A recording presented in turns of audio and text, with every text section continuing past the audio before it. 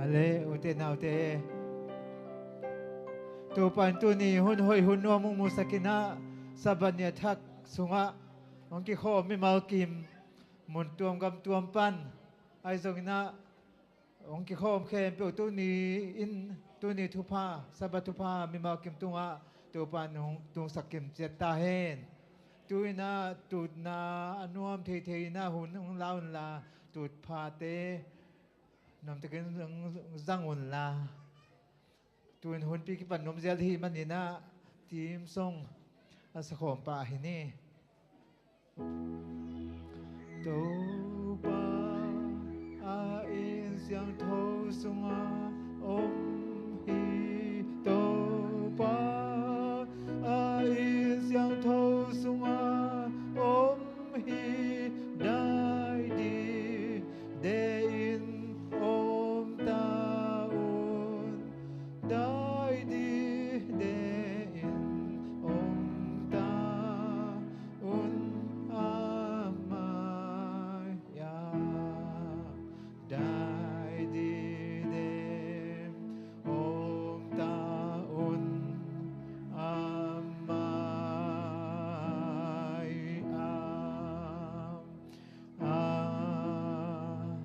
amen idin lamin to pa min phana nei khom ni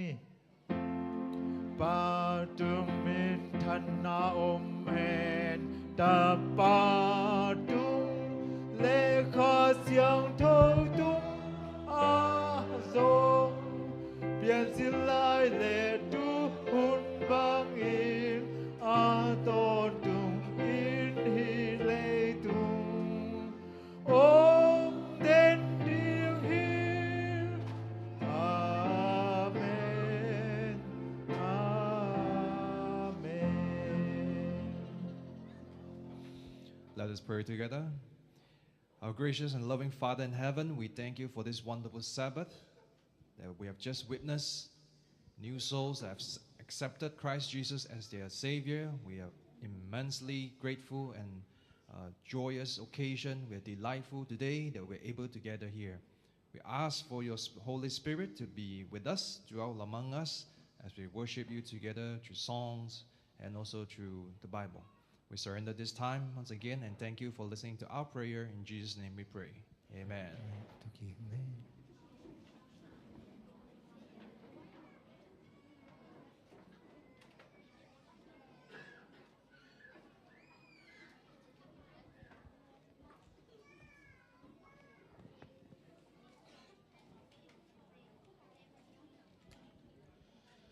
Kalian pikir happy Sabat? Taupai nakakasung tontung isen na bon na ihoi na imasuan tom tek panin naung ching kemina tuni ama behedin hun pha khat ong pia haksan nakom kal malehen nanasan nakom kal panin hebang hun hun pha pia biak pasianin bin hana bang len na pa toy na te tang masata hen in tuni pen ya dingin na happy deu di chini mato ina dia tui phom na te khoi mo cha ina to bai ngom pi na to pa hang be hi lung dam ma hang ina tuni na i hun te i pai ma ina ini det a hi ka si mai nei det a hi mai thang mo na khat nei nuam hang ina hi te nga hi zet asia tua khat be kong ki khom na hi chi yom khak le he pi na to nom na pan won ong dinga nong ki mesan na ding na happy na to zatang na to ong thum no ming tu ni ki khom thak yom kha ya gwai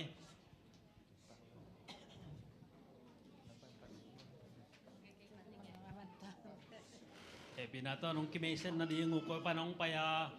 min bang hiya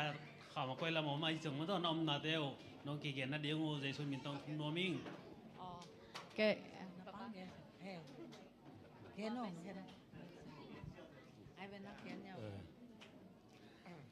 Malaysia si Paul pi online beka kamu ubehi na tu na katak sao dong tung kai man lung damung ko ben kol kam panang pa hiung ko keile ka in kon pi nung ka ji ke min pen chin lian lu min lian lum chin ong kisami ก็สิเป็นออยเชียนมานนี่นะมานปีก็สินี่นะก็เป็นกอลกำปนาโฮฮิวกับตะนูอันนี้นะหยังซ่านจริงที่นะมาสิงคโปร์ละโนวีนาฮอสพิทอลนัสที่นะกับตะป้าเป็นมาทุมนะที่นะนางเลียนตัวที่นะมาเป็นสิงคโปร์มาเอนจิเนียร์นะเซมกับไอ้มันตัวมาเอาแก่หอกอมบ้านนะฮิไลอุดเงียดอะมาเลเซียไปยุ่งกับตะนูอโกลเป็นจงเสียวันคดีนะอามาจากตัวคิดว่าฮีนะก็อามันหุ่นงานนเราไอ้มันนะตัวอามาตูซานะปัจจัยแบบมั้งนี่นะก็ตึงเป็นหุ่นงานล่างกี่คอมสิก็มันลุงดำมุงเราตึงมาอย่างบางอ่ะอีกิมุไทยเป็นลุงดำมาไหมอาเมน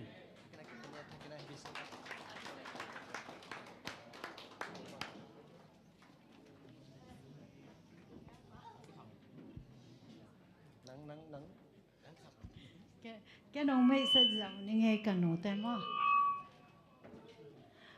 hi tên bên cả nụ mà hi na cùng xóm ni là cùng ni chẳng cái một kẹt pan mà cô nang canal stadium mà thế cha ya canal chang pi katunu mang nu hi na golpi pan jun khani khan yang tum hi na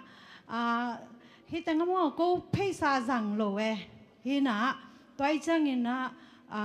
happy na to na ve kun jun kha som la gyan ni mo poi ong si mun chi to jong phei pai nge na ve camp wa za camp ma amen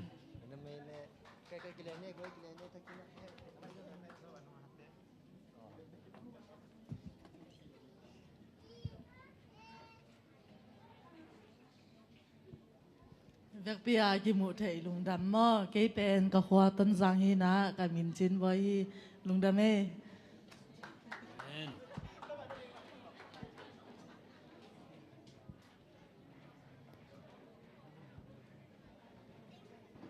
hello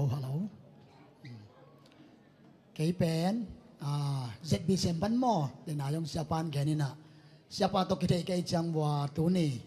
yang pai chính chăng là cái hộp na này đến cái chăng vừa mòตัวขัดกะลุงกุลนาเบลสอดไอ้สองนี่นะตัวนี้ไปเทไกตักเตะลุงดำมาเอ้มอ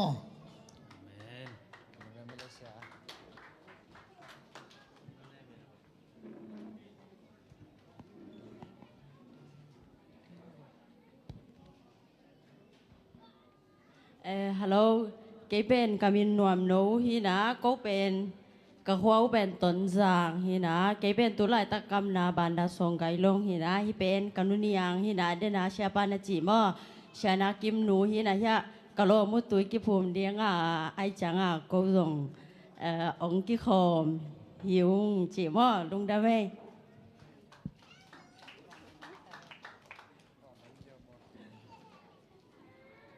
อันดังยมหลายเฮียกวย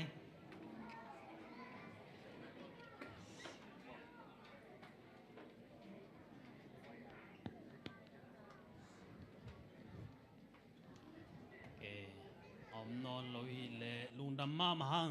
เห็นปอลพี่ไอ้นะตัวนี้ยังกี่คอมไม้ทักเตะเข้มเปียวตัวปลาตาเตะเข้มเปียวตัวไปนะทุพังเปียเห็นละไม้ละมุนจงจินนาวังนั้นนี่อุจจาระนะมาเลเซียนงซีกุจจาระนะจะได้ชีปอลพี่ทางพี่นะองค์ขลุมสอุ่นจีนในแต่งไปนะปอลพี่ไอ้นะองค์จอนหนุ่มไหลอิงตัวปันเมียลเข็มขัดจะทุพังไปตาเห็นตัวนี้หุ่นแต่บ้านอินไปตัวนี้นะ กิปันนั่นละดีนะ ZBC สอมเลนี่นัมบัต ZBC สอมเลนี่นะปะมงอีละมาไกนาโตปันนาลาสันีนะปันนาลาสักจิจงินะปาสตาเดนิเอลมงินะโคดินทุงินนะอุนิสักดิฮี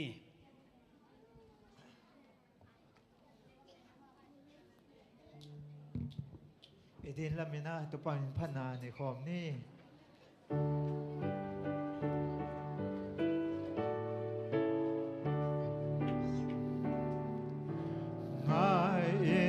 คาโอวันตุงมีลาสักนาเลตุงลุงดำตุยปีตุง la pa sak na ao giang no poi bel hi hình ki kel mo ki pel na tu gen hi tu jam na chiu kham van tung minh te in o giang no poi in la sa u hi ni ta ka pa diệu sang chẳng lung rắm sa khi sốt vây qua miệng in na qua võ sa khi la ô giặc chàng mai làm nô tin đi bay hiệp lưu khăm mà kim te ô hông bay chim qua miệng suma tàu pa Giêsu ký câu hiểm và tung in lâm yêu na tu pa ô hiểm tu chăm na chiu khăm van tung minh tế in ô giang lô qua in la sa u hiểm ni ta ka pa diệu sang chẳng lung rắm sa kim sốt vây qua miệng in na khoa võ sa khi gam la pia ni ta sinh long những bang im nay tung tuổi tung a Giêsu o kinh nghiệm tu thiên tham lâu a văn lơ mi tâm pin tu chứng tâu pa ô na kiang công bay hiểm tu chăm na chiu khăm van tung minh tế in ô giang lô qua in la sa u hiểm ni ta ka pa diệu sang chẳng lung rắm sa kim sốt vây qua miệng in na khoa võ sa kim từ lại ta kim lưu kham a số tháng in na qua miệng keng leo loam đang khoa vác đi a kim te duy na lama bê chớ nhìn na khá xiang thâu mang điên khẳng gam tương đi tu chăm na chiu khăm van tung minh tế in ô giang nô qua in la sa u ni ta ka pa diệu sang chẳng lung rắm sa kim sốt vây qua miệng in na khoa võ sa khi cuộc din thuê na bek pin này không mi chúng em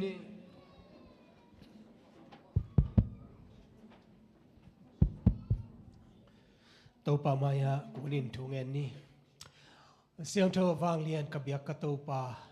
nang maung bol pa na hiya nang maung tan pa na hiya nang maung siang thâu sak pa na hi na akilat khian na hi saban ni ina na tanote nang manong kai kho mina tàu pa biak biak na hun siang thâu ong nei sak ka pasian nang ma tunga thakina lungdam thu kong ko hi tuni na tàu pa pasian mun tom pan na ong pai mai thak a hi tàu pa Singapore pan ong pai siama ching te in kwan ai zong na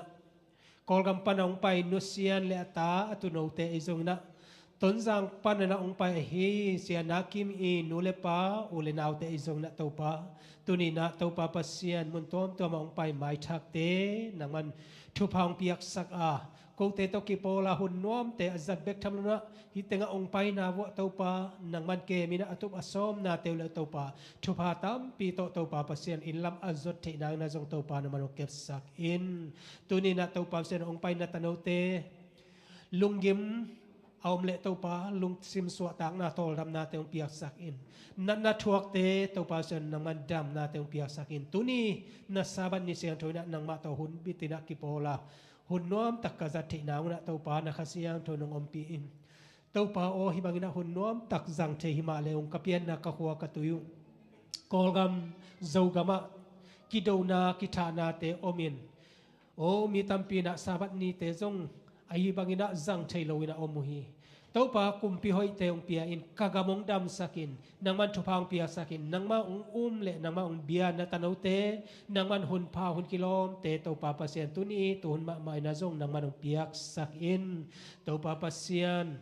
gambel te ong ke mahi Malaysia kumpi ai zong na tàu pa o tàu pa seno 7-day Adventist kol gam mi te ong ke mahi union ai zong na mission ai zong na makai te tàu pa nang man thupang piak sakin naman ang kep sak in amaute tung to ni na tau pa ko te na suwak ta takina biak na te le sep lebol na te zom teya tau pa pasien nangman agam alay Malaysia mi te ezong na alay ezong naman tupang piak sak ta in yuen makai te le tau pa yuen na sem te kipon na makai tom te ezong naman tupang piak sak ta in amaute hu na to gam tum na te akitung te hiya itaka zong tau pa sino akisap na te mat na hen na o dam lo na tom te ko te adina nalian pi sem na tau pa amaute nang man tupang piak sak in tau pa pasien tunina hi biakina ong pai ai hi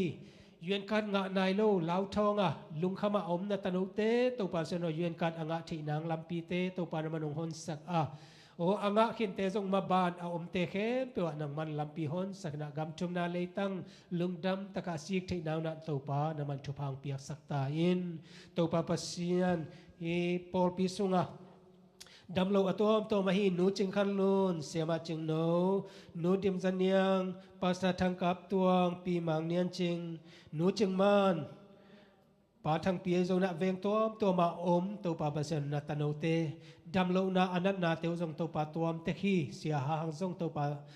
o to pa ka phok wi tu ni na to pa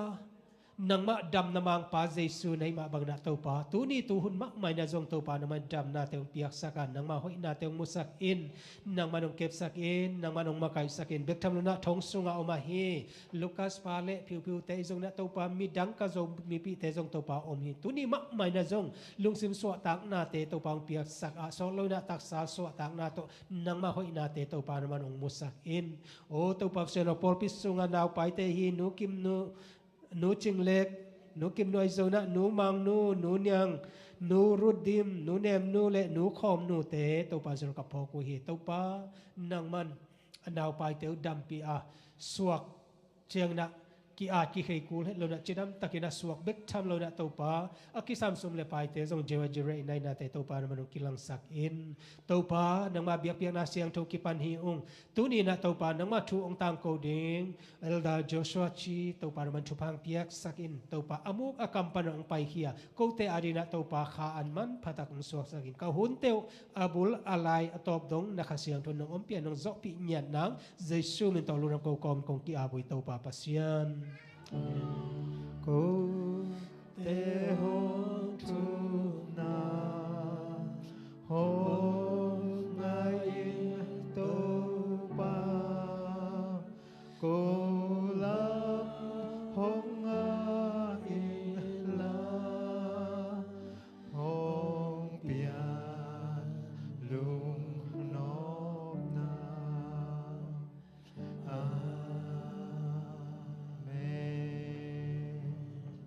Kini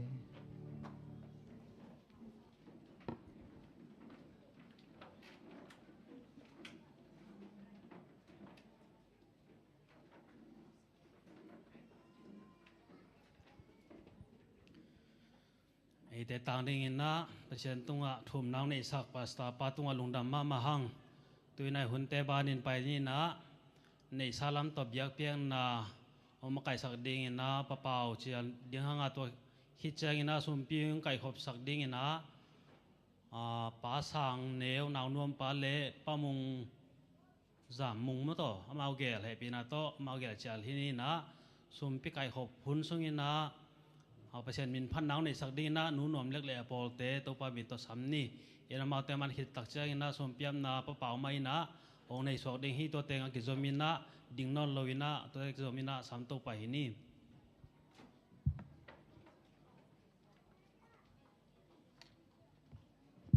Hallelujah. Biar pasal min thana tang ta hen. tu ni hunom ta kong pia pasien tung le ong ho siamang tung alung damma maying khale lai sang do simpa ni na malakirian thum neu som panina simsuk ni kabiakina anam theina dingin soma khat akimin hong pai pi hun keong zatun van tung khong khak te hong in no te adingin nau itampi kong piak na namudingu hi lopana piang na tat na anteu ka pe kan sak non ke dinga nereng guyu ga phama ma ding hi tua chiang in nagamu te na ding ahoi ma leitang hong suak ding hi manin minam nang khem pe vin no te pen anwam minam hong chi ding hi ilai se no sim na tung ta biak pe sa thu bang bok suk ta he so ma khat akimung pai pi un biak pe na te to ma te tuini na igam anwam na ding ina cha lai sang doi sim ma bagina turin isum pi te iso ma khat te inun tak na ilung sim te to pa din pe ni khai ve lai na mali kong tun te ka pian thak na khat ong ge ni ngai sum thalo lo kai cha pe khat sum pia khia kai ve to ke jong wa kina hap pen khat to lam siao ka pai ve le anu tai san tanu ni to pa pi khat kamai na pai na ko pai ni yam chi kai ki khom di hung chi ko ki khom di ni wa wa lama nai ma mai sia ong ki khom ve chi ke ki khom ngam lo di ayang pai pi pe na bas tuang ni na afria bas tuan na mi nang pai sia zui pong mo ki ka biak ngen ve chi pai biakin tun te ke bang ma ki king lo kai chiang a sian a sum pi ding chi anu nu chiat ta ni to apa jong na sep ki chian lo pa na pek nga la yong pi ai ve ei pek nga la yong pe mo ke pa se na se ma ki tua ti na pe khalai ka khiat piang ke chi to ki pan tha na ina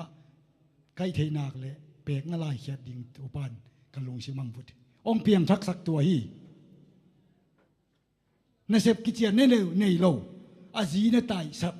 a ta te zo a kem zo lo sia ma mang sang a khazel tai bang om buai tun be ko gam chia ki ta tua te mo tua te na ke ong kon va tai ve ke ong piang thak sak tu ni na a pek nga lai ong pia ka sum na khiao ong chi tak te ke ka lung si mong vuthi tu ni te na te pasien ta te na pe khat lai khenon lovin mi chi mo khatin zong a ji tai sat in kon ki chian anei lo sum don anei lo ten ngon pe ka lai khele tu ni pasien a hi ta te pe ka lai a ngiam pe nin ko idin to pa na thakin tu pam pe ta he pe khalai na khet lo som le zong la ki kin la ko ki kin la na sum bom te hong la pe ka lai khet ta in to pan tha teng tu pam pe ta heเปลี่ยนท่านนามันตัวปันก่อนตาเห็นเฮียมันแต่อาเขียดซ้อมตัวนักคุมบ่มละตักปีน่ะสมองเขียดได้ตัวปันตัวนี้อาตาเตนักเขียดนุ่มนังน้ำมันงำจะตัวปันองสิกดิ่งฮีฮาเลลูยาซ้อมไล่สกัดไล่เขียอินตัวปันสิกดิ่งฮีอันเตลเซียมในตัวปันตัวปันไปตาเห็น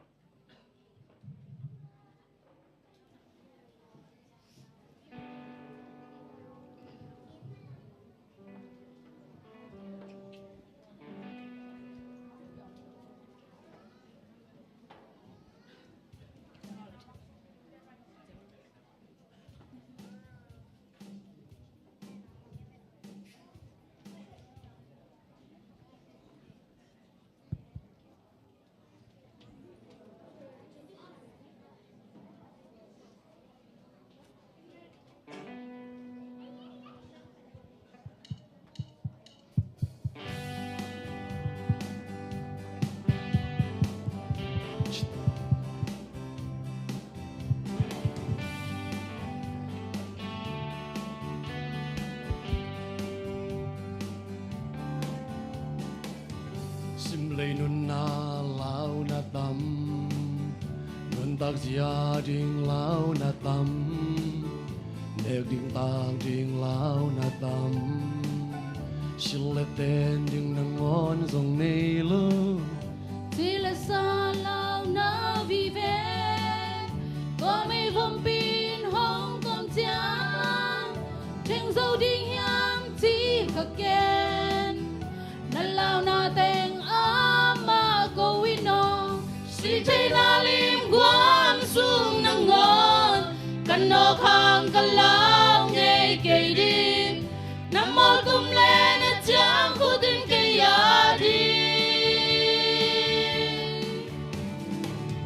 nên nó mai tay hey na bewa ama sunga kha mong in no mình Jesus sunga dây tên chính khiến ta tôi hoa hui pin hong no kêความยาลินหงตัวมจิบก็ลงเกียนนาโตกีจิมินลำเม็ดเบยินนาโตไลตาวิปิเตอุนาในป่ากิสมิงจินนาพกเลเจ้าโตอิลลาหงสวานีหงเจงดิงาหงเป็นเจ้าดิงฮี si thấy na lim quam sung nang ngon kan no khang kan lao nghe kê đi nam mô tum lên na chang khu tin kê ya đi nun no mai tai hey na bewa ama sunga kha muang in no mình Jesus sunga dây tên chính khiến ta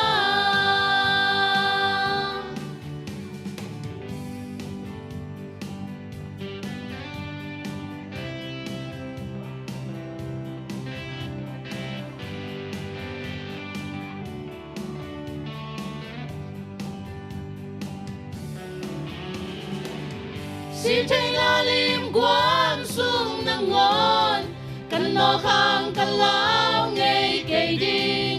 nam mô tum lên na chang khu tin kê ya đi nun no mai tai hey na bewa ama sunga kha muang in no mình Jesus sunga dây tên chính khiến ta thấy na lim guam sung nang ngon kan no khang kan lao nghe kê đi nam mô tum lên na chang khu tin kê ya đi nên nó mai tai hey na bewa ama sunga kha mong in no mình Jesus sunga dây tên chính khiến ta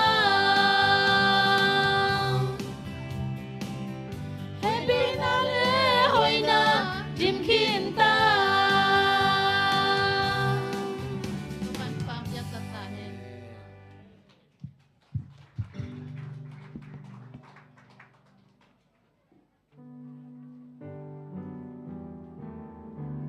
Din labento pa mi panane king ni tu pa ke pel hong pia pasian patun le tung mi ke pel o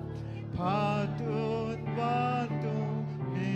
hon pin song patun pa ta le kha siang tho องอีตองเนองแก้มตอนจงเกาเตเบียกเปาตัวนี้สบัดนินวามตักนาตาเตมุนตวมเต็กปนินังกายคอมินะตัวนี้นะอลัมดังินนงทปเปียกสุมปีเตโซมาคัดเตกะหุนนี่สุนเข้มเปียวเตนังมาเกียงวาบกิกเทนาหุนวามตักนงะสักมันินลุงดามินามินกงพัดูฮีนามินทางนวางเรียนตอนตรงตาเฮนกองไปพิกุจินโลนาหอยโลนานกินนานโลนาเคเปียวเยซูมินต้องหดสักินละอไม้สักินละตัวนี้กองเปียกุสุมปีเตกะลุงเสียมกันนุนตานะกะบายเข้มเปียวถึงมันสานสักินละตัว tunia sumong khe pe te le pam se lang pai khem pe te tunga na saban ni thupang bok sung ya ta in to dam na lungnom na khawon na dam lawang pai te dam na thak kang anang suak sak ta in kau ni vai khem pe nong gol zo pi te lung dam in sum te le kanun ta na kon ka vai khem pe te na ko chiang tho so ka tau pa yesu min suang ko ngap yung sang ko ti bek pa pa sia no amen okay nè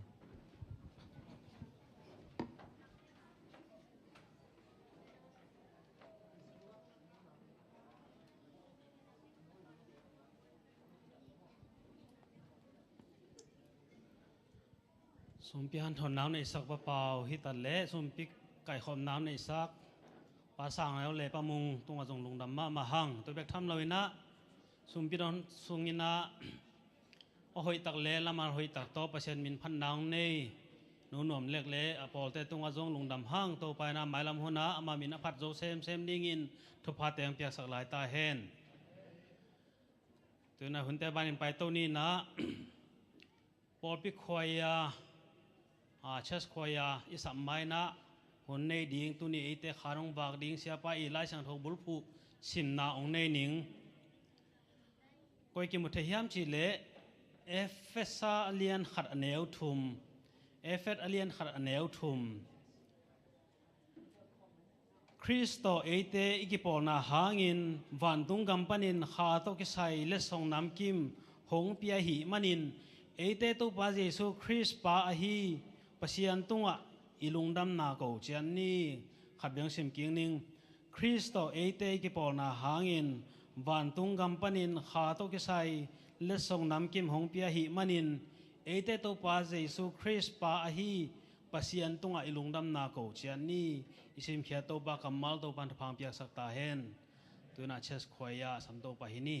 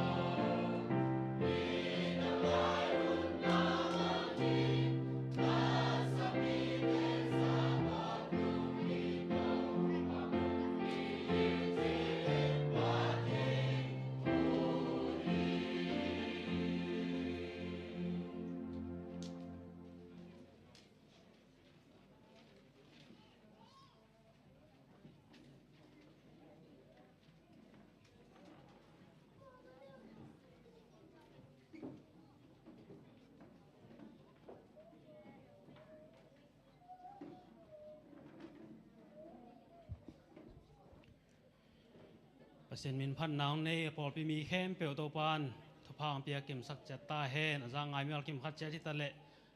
ong sa mel kim khat cha to ban thapang pia ta hen tu na hun nei ding pa sia pa ama hun na pia hi ni. And at this time it is my privilege to invite Elder Joshua Chi to come forward and deliver the message of God. May God speak through him as he shared his word.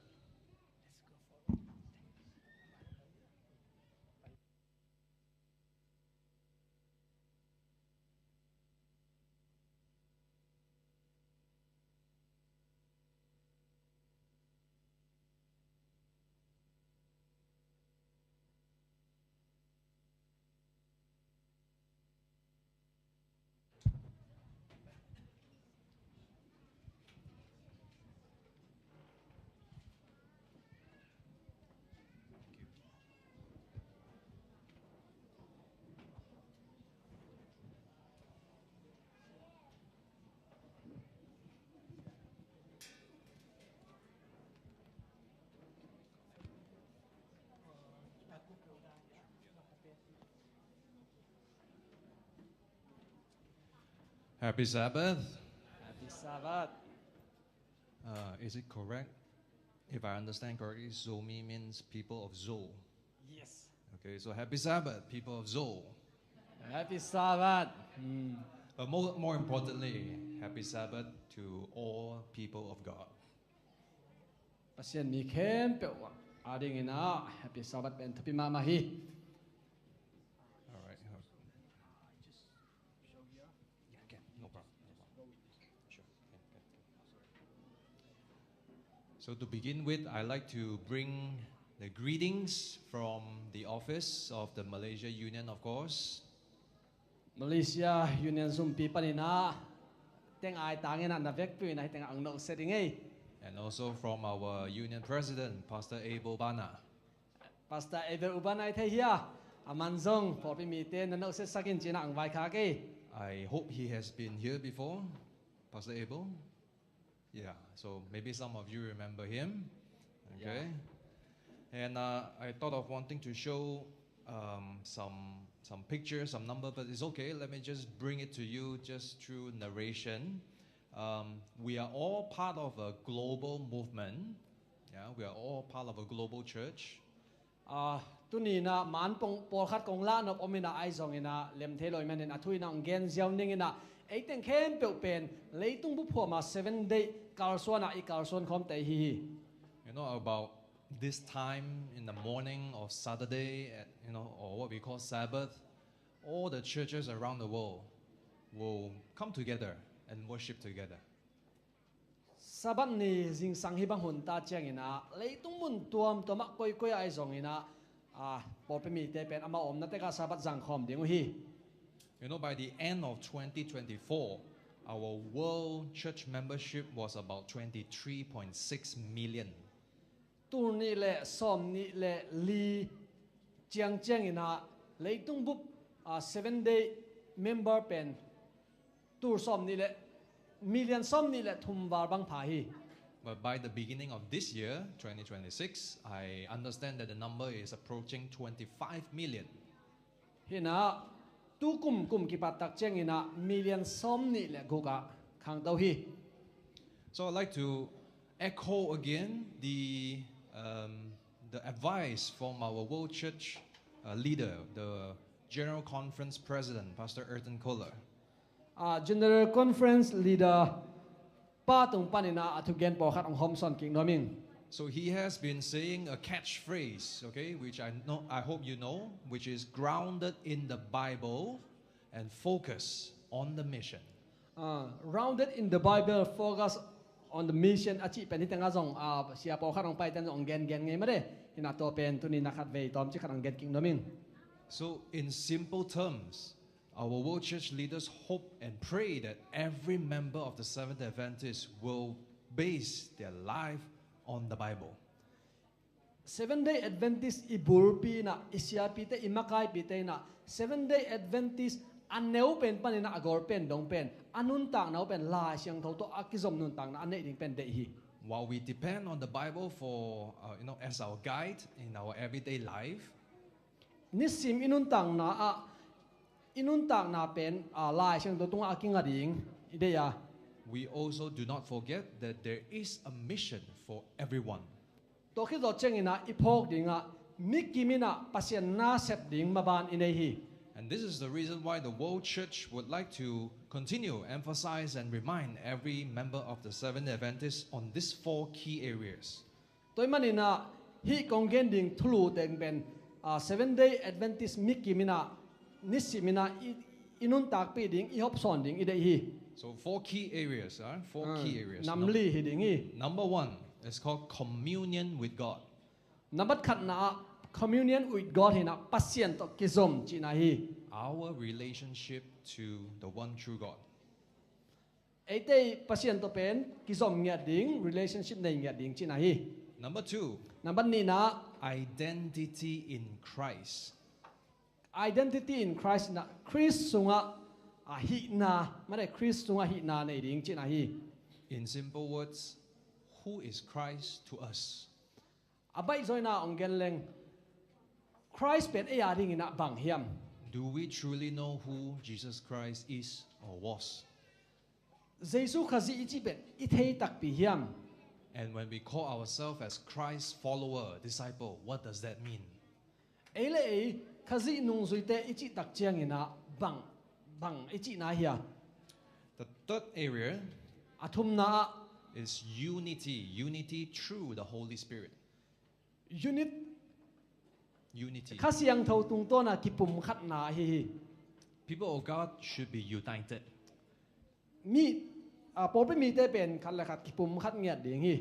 But between friends, there are sometimes even difficult moments, right?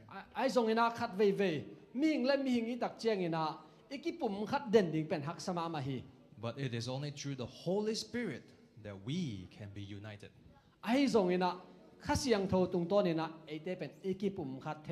The fourth area, mission for all. Meaning there is a duty for everyone.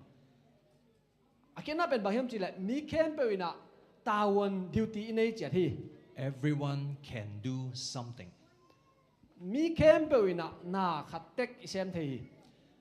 I didn't know how to do public speech from many years ago, but I learned. We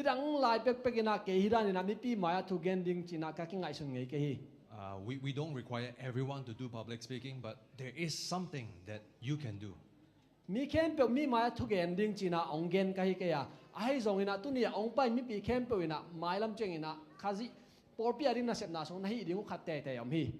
Anyone here who does not know how to pray?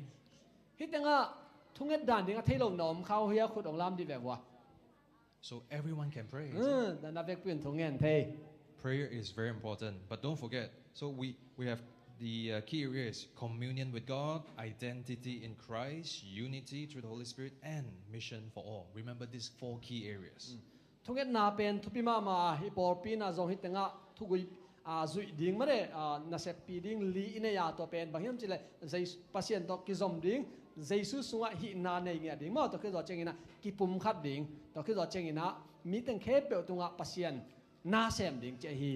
I'm very happy to see this congregation is also embracing, this priority. I will go, mission reach.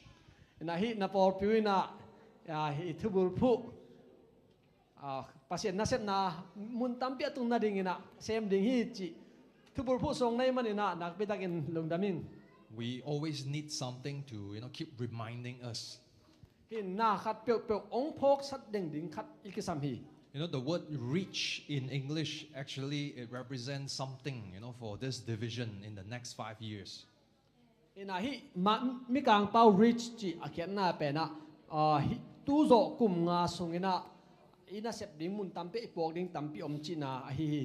I will not go into detail, but I just wish to once again encourage, and also appeal to everyone. There is something that everyone can do.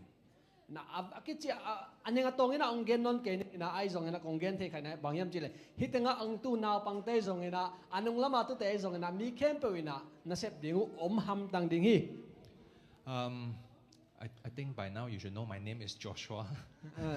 Tuần kamin bel ong thấy kiến tech ding ina lamin nge Joshua hi nge mo. I should not assume that you know me, but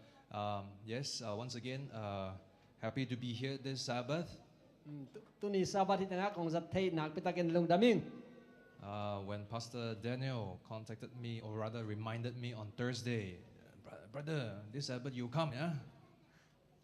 Sangkan nili ni na Pastor Daniel na Sabat ni cheng kau kyang hunzang ding na yo chinong gen kik tak chiang ina ong phok sa kik tak chiang ina. I actually shared with Pastor, please pray for me because I wasn't feeling well. And happy na to thunget nang na phokin bang hangyam chile ka chi nuam mel lo hi ka chi hi. We have friends from Singapore here today, right? Tanga Singapore panina ilom te por khat zangom. I just came back from Singapore as well, but I came back with the flu. Singapore pan ke zong ong pai lian ka hi ai zong ina to koi por khat kong po hi. I didn't know about, apparently there is a lot of influenza or even COVID cases in Singapore lately, or even in Malaysia. Singapore tu lai tak nat na COVID ai zong ina tom chang su nat nai zong ina por khat om chi ka zakaya ina ai zong ina Malaysia zong om chi na ka nung thei san san hi. But don't worry, I think I've tested twice already. It's negative, so but I'm still not that well, so I will still maintain a distance. Okay, nalung hi mo sam keun bang hangyam chi le COVID nei mon nei lo chi nan ni ve ka kisida bang man nan na berom ke mo ai zong ina ka hi thei to be na mi no to ki gam lai nang om som ni ngai. So today I just wish to study together, with everyone here from what I read from the book of Ephesians. Ephesians busung panina tuni thu sinding hiang. Okay, maybe let me pray again as we continue on. Okay, thungen panimale. Heavenly Father, as we delve into your book, your words, may you empower me and also give us this wisdom and also this Holy Spirit as much as we need in order to understand your words, your wisdom to be endowed to us. Be with us in this time. In Jesus' name we pray. Amen. Amen. The book of Ephesians, if we look into some history, Ephesians busung tang thu te iet kik tak chiang ina. It was written in about AD 60 to 62. AD som guk le ni kikarina akiger ahihi. Of course, the author we should know is none other than Apostle Paul. Lai ger pa hi lai buk pa pen hi thei sama bangina sor tak Paul hi. So AD 60-62 today is 2026, so you can do the math. So it's early, way in back in early ages. AD som guk le ni kikara akiger ai tak chengina tur ni la som ni la guk pan dok heleng pen tur ni dek tak mare. So Ephesians are the people of a place. Sorry? Ephesians is a name representing people of a place. Ephesians is a name for a people. Ephesians is the name for Ephesus. Okay. Ephesians achi tak chengina Ephesa mi te achi nai mo. Because many of Paul's letters are written, addressed to a certain congregation, a certain group of people at certain places. Ina hi Paul I lai khak pen ma de Ephesa mi te a ding ina agel aziaw hi. So we can tell from the name Ephesians is a letter written to the people in Ephesus. Hi alai bu min imu tak cheng ina lai khak hi na so tak Paul ina Ephesa mi te a ding ina alai khak chi na I thei thei. So the church in Ephesus back in those days was still very young, just started not so long ago. Tua hun lai a edi som nga som guk kim lai a Ephesia a por pi mi te pen khang no lai ma mau a hi manina. But Ephesus is a place where it's almost like downtown KL. It's very prosperous. It's a major commercial hub. Ephesia akwa agam pen gam nop chima mai na tu lai ta ka KLCC kim dan to ke bang hina how zong how thei ma mau hi. Yeah, you know where KLCC is, right? If not, then maybe TRX or somewhere else. A lot of people. Okay, and the people there were believers of some pagan or some other religion. Tua Ephesia gama mi te por kharin a pen มิลิมบิกหน้าของไอ้ทรงนี่นะตัวปังอุบน่าดังเนียวฮี So when we say pagan, most of them are idol worshipper. They worship anything, everything. ตัวมันนี่นะอามาอามุบังอุสิงคุ้งไอ้ทรงนี่นะมิลิมไอ้ทรงนี่นะตัวเบียวฮี So they will have many gods. This is god of maybe god of bottle, god of table, god of everything. ตัวจังอามาเป็นปัสเซียนทรงหาวเป่าอามุบังฮิตงาเป็นสางบกเตปัสเซียนไอ้ทรงนี่นะฮิตงาตุยทอร์เตปัสเซียนเจ้าทรงนี่นะตัวนะปัสเซียนขัดตาในเจ้าฮี So I think even those gods have to compete for the humans' loyalty to worship them. ตัวตักเจ้านี่นะเกี่ยมูนาเจ้าบังให้เป็นปัสเซียนแต่นั่งอนเป็นกว่ามีบางอย่างเกี่ยองเบียเฮียมจีนอากิเดมุกูเปลี่ยนดิ่งฮี So imagine yourself living in such a time. ตุนโน่เลยโน่ตัวหุ่นไล่นะอมได้นะเก่งไอ้ส่วนเก่งแล้วจีน I think you can agree with me that it is not a very pleasant time to live in because people around us all of different ideas, different ideology, different beliefs and all. น้องทุกินปิวตามเบลเทโลตัวหุ่นไล่หนุนตากดิ่งเป็นห้อยมาอินไงส่วนเก่งมั่วบางครั้งยังจีนเลยไงสุดนาไอ้ทรงนี่นะปีร์นาไอ้ทรงนี่นะเดินไอเกียนปัสเซียนแต่ทรงต่ำละมะไม่มันนี่นะลุงมันห่วยเลย But Paul, of course, Paul is or was somebody who are so eager to really teach, to bring the gospel to everywhere that he can go to. ปอลิจิป่าเป็นปัสเซียนทุลุงดำนาทุเป็นมีแต่ตัวอัตุนสักดิ่งเป็นอลุงลุ้นเงียดอลอบเงียดขัดหินะ So like many other places we can see in the New Testament, Paul also written a letter to people in Ephesus. ตัวมันนี่นะปอยเป็นอีฟิซาเบกไอ้โลมาได้ขดังไอ้ทรงนะมีมาแต่ตรงไอ้ทรงนี่นะหลายนะขาก้อยฮี Most of the time, the writings or the letters are to encourage, to encourage, to exalt, to advise the believers over there at the different churches. ตัวหุ่นไล่นะปอหลายขาอิจิแต่เป็นปอดพี่ตัวมเตอีถ้าเปียกนายทรงนี่นะทุยนายทรงนี่นะตัวรานาอากิขาก็ฮี You can go. I open already. Okay.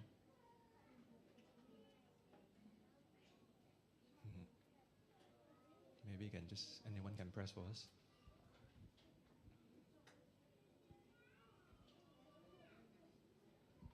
Maybe. Oh, okay. All right. Thank you. Okay. So if you have your Bible with you, of course, what we have on the screen is of English version. But if you have your Bible with you, you can read as well. Okay. หลายเสียงทูอพอเต้นตรงเล่นน้องเอ็นเต็กปากคนหลายแต่งมังหลายตัวมันนี่นะ Can I read in our language? Sure. Okay. กันไอ้หลายตัวองค์สิปักหนึ่งมั้ง If it's a alien li อันเดียวขัดปานินะทุ่มตัวให้จังอินตัวปานะกระเซ็บนาหางอินทงอากิยาเกมาอินโนเตนุนตากเสียดิ่งอาหงเดนะเสียดิ่งอินอาหงเดนะโตอากิลมอากิตัวอินนันุนตากนาดิ่งอุนกะหงหันตอนนี้กินยามเขียดอินทุเนมินลุงด้วยอินอมตอนตุงุนขัดเลขัดกิหูนาโตนักกีอินาอุกิลังสักุนข้าเสียงโทกิมักไกสักอินขัดเลขัดกิเลมินปอลขัดในนาอุนักกิบสักตอนตุงุน Of course, what I will be sharing is based on some studies in the English language. It may not be directly, word for word in relation to your language. นะตุนียากงเฮดิงกัมมาเตเป็นโนลายน่าทรงกิบังคินเขียนหน้าเขียนดันกิบังคินเหล่าข้าเดงฮี But I trust the meaning should be the same. ไอ้ฮีทรงนี่นะเขียนหน้าเป็นกิบังหำตังเดงฮี How many chapters do we have in the book of Ephesians? อีฟิเซียบุษงะอเลียนบังสักมาอย่าเลย 6. Oh, very well. Okay. If you have the opportunity to read the book of Ephesians, you will notice that there are 6 chapters. ฮีลายบุญอีฟิเซียบุญน่ะซิมตักเจียงนี่นะอเลียนกุกดองอมจิเทดิงฮิวเต And if we divide that into 2, then I think the 4th chapter or chapter 4 is the beginning of the second portion. น้ำนี่นะเข็นดิงฮิแรงอันนี้นาเป็นฮิอเลียนลีปนินะกิปันดิงฮิ Chapters 1 to 3 pretty much talks about what God has done for the believers. alien khat panina alien thum chang pen pasianina ete aringina bang ong sep sakhin hiam china kiger hi. Yeah, what God has done for us. So, for example, like in chapter 2, verse 8, it talks about our salvation is not based on works, but rather based on faith. Ifisa alien ni aneu giat bang hele ete gup khen na inga na pen ete thalo na hangi loina pasien happy na hangi chi danina kiger hi. This second section from chapter 4 to 6 talks about how a believer should live because of what God has done for us. Ai zongina hi alien li panina alien guk donga pasianina ete aringina ong sep sakhin ai manina ete bang chinun tak ding hi hiam china hi sungang gen hi. Okay, so the first part talks about maybe doctrines, principles, okay? And then the second part talk about how we should practice, how we should live. Ifisa pen nam nin ki khenina nam khat pen I up zia ding isan zia ding chi tang gena anam nit nai le inun tak zia ding china ong gen hi. So that's why we see a word, therefore over there. Toi hi chang Isaac akipat na thu pen hilai chang tho alien li na mare tua hi chiang in chai ve chinom na pen alien thum na chiang changa pen thu khat om china mo to pen pasien ong sep sak sa china hi. So I don't know in your language, but in English when we say therefore or so, it means having said so much, so you're about to start something else. Hidana tua hi chiang in chia ipat le pen azom tam pio ma amasa dang po khat om china hi. So having written a lot about what God has done for us, so from this point onward, Paul writes about, so now that you know already, therefore I urge you to walk in a manner worthy of the calling. Hitenga de na mare tua hi chiang ina khat le khat na ki run la na ki hu un la na ki pum khat ding na ki por khat na teu na ki sak ton tun china ong gen a hi. Let's not omit the phrase as well, a prisoner for the Lord. Hitenga pasien na sep na hanga thong kia chin jong ken na ne hi. I trust that you also probably have read from the Bible that Paul was probably thrown into jail a few times. Lai chang tho no dong sim nge ding kong ena so tak por pen thong ke pa chi jong na thei ding na kong lamin hi. Maybe in this particular letter, maybe he was in the jail cell. I can't be sure, but most of the time when he start writing letters to everywhere, that's because he could not be there, so that's why he write the letter. Ina chian der chian lien keng ina ai zong ina por ina hi agil lai takin na zong thong sunga om ding ina kalamen hi bangem chi le ama pen ama kurai va pai thenon lo hi manena hi thong sunga om lai taka agil hi ding na kalamen hi. But this should encourage us, because if Paul can continue encouraging people while he was in a very desperate situation, imagine yourself being locked up, you still have the desire to think about other people somewhere else. Hi tua teng thuin zong tam pi tak e pen thang pe te hi por ma tong ama pen thong sung om lai takina midang te tha pia hi le no tu lai tak lock up sung om leo chin mi tha na pe zodium mo hin zong tam pi tak thang pia hi. Do we go to market over here? We go to market, right? Zi khoi pai nge hi goi. Yes. You have to buy something. You have to buy food, right? So normally you buy food, you will go according to the weight, correct? Van khoi le chiang me te me ga khoi le chiang ina toi te hang ma de. This is a more maybe modern day of scale that we can see, or maybe not even this right now, right? In supermarket we see digital kind. Am I correct? Ina hi khang thak hun te a toi te na imu te pen tam zo hi dan hi na tun ki khang do lo tam ma tai NSK khong ma de lai to sok je jo bang za toi bang za man cha sok je digital de ke jang ta. But do you know how the original or maybe the old days scale looked like, or how it was used? Ni dang pek ina na khale na kha toi aki te tak chang ina toi kha toi ni chi tem lo ina agi na to ki te jiao bang chi te chi na theu hia. Something like this kind. Hidan hi na. This kind, I don't know whether you have seen it. I have not really seen it in use, but I have seen it in some maybe museum. Yeah. Oh, but normally we all use this. You still use this. Wonderful. This so is you know our how culture, it works. yeah. Okay, let me translate. Yeah. Amanda tam kamu ngai ke ai zong ina van man pha ta ki koi na bel kamu chi. Ai hang ender sang man hang mo do. Yeah. Maybe the younger ones, next time you won't see this anymore. But the way to use this weight, if I'm correct, you put something on one side, and then on the other side you put some kind of weight in order to match the so-called the weight. Am I correct? Hidan toy te na pen na bang ten thei le chiang ina to mong gen leng ma de. Alang khara agik khat van khat i koi ko ra. Tua van khat to akilek ding na alang khara i koi ko ma de. And so I would like to bring you to this particular word in verse 2. Let's learn this new word. Tu hun khau hun luan zia ji sunga ma de thu piang te tong ton ni na tu hun khau hun luan zia pa khat sin ni. You know, Paul is what we can call him today as a scholar. Na Paul i chi pa pen mi pir ma khat hi china ki gen phe hi. In his letters, he doesn't just use, even though he's very knowledgeable, but he doesn't write sophisticated words. He uses words that, relevant to the reader so that they can understand. Paul na lai mal agor tak chang ina out bang ina gor ziao lo ina anu amai athu to ki tuak ding ina gel hi. In verse 2, if you recall just now,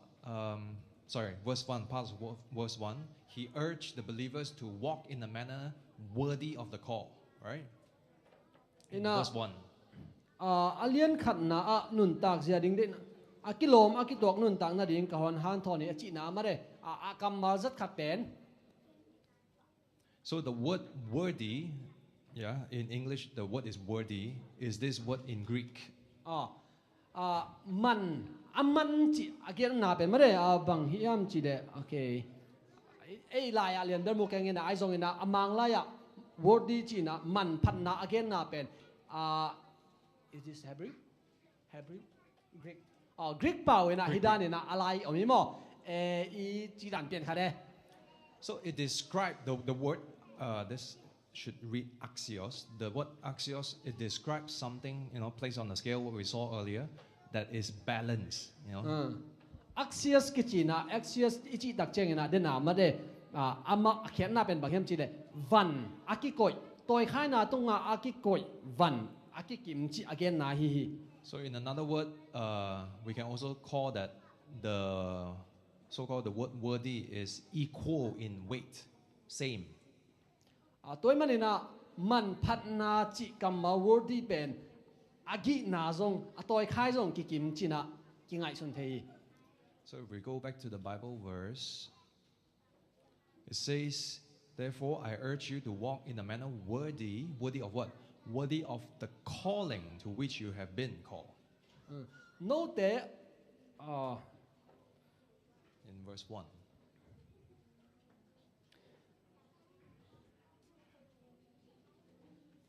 Okay, cái lái sinh thọ khả lại lạc bằng nữa ngò, bất mùng nó lái sinh thọ con bạc đi.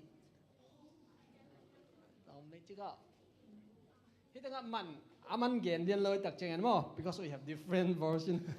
Tôi cheng in to pa na kasep nang in thong akia ke ma in no ten nun tak zia ding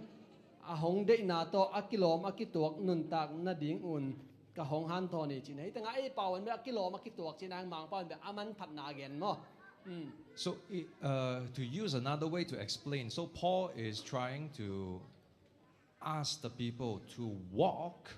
Okay, what needs to equal? The walk needs to equal to the calling. Pasien ina ong dek na bang ina ikal son ding mare po ina ong gen hi. Of course, the word walk in English means walk, but it also means the way we live our life, the way we conduct our daily lives, etc., etc. Amang lai nei tenga lampai china na gen ina ai zong ina tua lampai again nop na pen bahem chile nisim inun tang na ikal son je inun tak je ikam pau je inek lai do na kipan to kempel again nop na hi. So in another way, the question is, can our life carry the weight of grace that God has already given us? Tole pasien ina ong piak happy na pen tua I agi na pen en inun tang na ikal son na agi na ikikim sak thei dia. So in other words, it's really something that should, have us thinking. Because if we claim that we have received the, wonderful salvation, grace, mercy from God, is our life reflecting as such? Hot khian na nga gup khian na nga ikichi le inun tak nain tua pen kilang sak ding hi. So Paul's call is not just about walking, but also have to walk in accordance to so-called the weight of grace. Pasiani ong happy na to akilom akituwa kina ikarson ding por na onggen a hi hi. Because banga nung ta dinga onggen hi lo mo. Because the word does not mean you deserve something. Hi Exodus chi akian na word ti akian na pen akilom akituok mana nga chi na hi lo hi. It is not something because you do something, then that's why you get it. Ina nang hi zong nai chang nang nga chi bang hi lo hi. In this particular instance, when he wrote that, it means something like we say just now, equal, balanced, same to something else. Hi la chang thong muna pen kilom kituak ma de tang khan na kilom kituak chi tak cheng ina kibang den apa sen happy na le hi inun tak zia na akilom akituak chi again nom na hi. In short, he is asking, or rather encouraging people who proclaim to have the commandments of God must also reflect the character of that particular God. Ina pasien tukham azui hing akichite ina pen tukham apepai gam tat zia to zong alat sako ko himo tukham apepa pen pasien na himanina pasien zia le tong pen tukham zui akichite na pasien zia le tong pen akilat sak ding hi hi. This, I think, is a very difficult task. However, hi pen ai tia ding ina hak sama ma tawan khati. We're talking about character of God. Does anyone here have character of God? Ina pasien ni zia le tong chi gen tak chiang ina ai tu lai ta kang ki khom da sunga pasien zia le tong nei a chi no mo ya no mo le khorong lam ve bo mo. Of course, if we know somebody, let's say if we know our father, our mother, our brothers, our sisters, then we know what kind of character they are, right? We know how they are. Inu ipa ai kel I thei khat peu peu pe de pen amau bang zia le tong nei yam chi ki thei ve mo. And if it's some good character, you naturally adopt or you will learn. For example, if my father does something good, I will learn from my father. Ipa te na pen gam tat zia le tong hoi anei le pen en amau tung pat isina ai zong ina amau tung pan gamin mare sin kulawa inga ai zong ina kinga the hi. So in the same way, if we do not know this God, I think it's very difficult to reflect the character of this God. Toi tak cheng ina van tunga ipa pasien zong I thei kele amai zia le tong te zong ei tung pan na bang chi dana kilang the ding. In another way, Paul is asking, you say you know this God, but it seems like your life may not reflect the character of the God. Poina again no babang hiam chi le nang pen pasien theing china pi china ai zong nanun tak nai na pasien zia le tong kilang tak kei wo china again no mai. Okay, as difficult as it is, I'm not trying to say that it is impossible. It is still possible, okay? It is still possible to reflect the character of God. Haksa kong chi tak cheng ina hi thei lo hi a chi kai ke ya hi thei ber hi thei ma ai zong ina haksa ma hi. So even though the call is heavy to really live a life worthy of the grace of God, even though it's very heavy, pasieni ong sam na pasieni ong de na pen haksa ma ai zong ina it is not impossible to achieve it. Piang thei lo ding chi na hi lo hi. When we have something very heavy and I alone cannot carry, then naturally I will ask a few more people to come and help carry together. Hitinga van agik ma khat ke kian kalik zo lo tak chiang ina bang hi ring kem chile happy na to se thang pu dang pai vong hu vo chi ding ina mo ki hu sak ding zong khom ding kai ve mo ma de. What is the point if I keep trying when I know that I cannot lift it? I will end up hurting myself. Am I correct? Ina ki hi thei lo chi thei gi ge ke be khan chiam go be nai leng bang ken nom dim ka khut khong ki tan mai lo ding mo. In trying to walk together, trying to really encourage one another to be true, to really reflect, we need help from one another. ina pasien zela tong kilang sak ding mare hi pasien dei na banga nung ta ding ichi tak cheng ina eite khat le khat ekipum khara iset khop ding ki sami. As much as grace, that we all have God's grace that says we still need to, help each other out.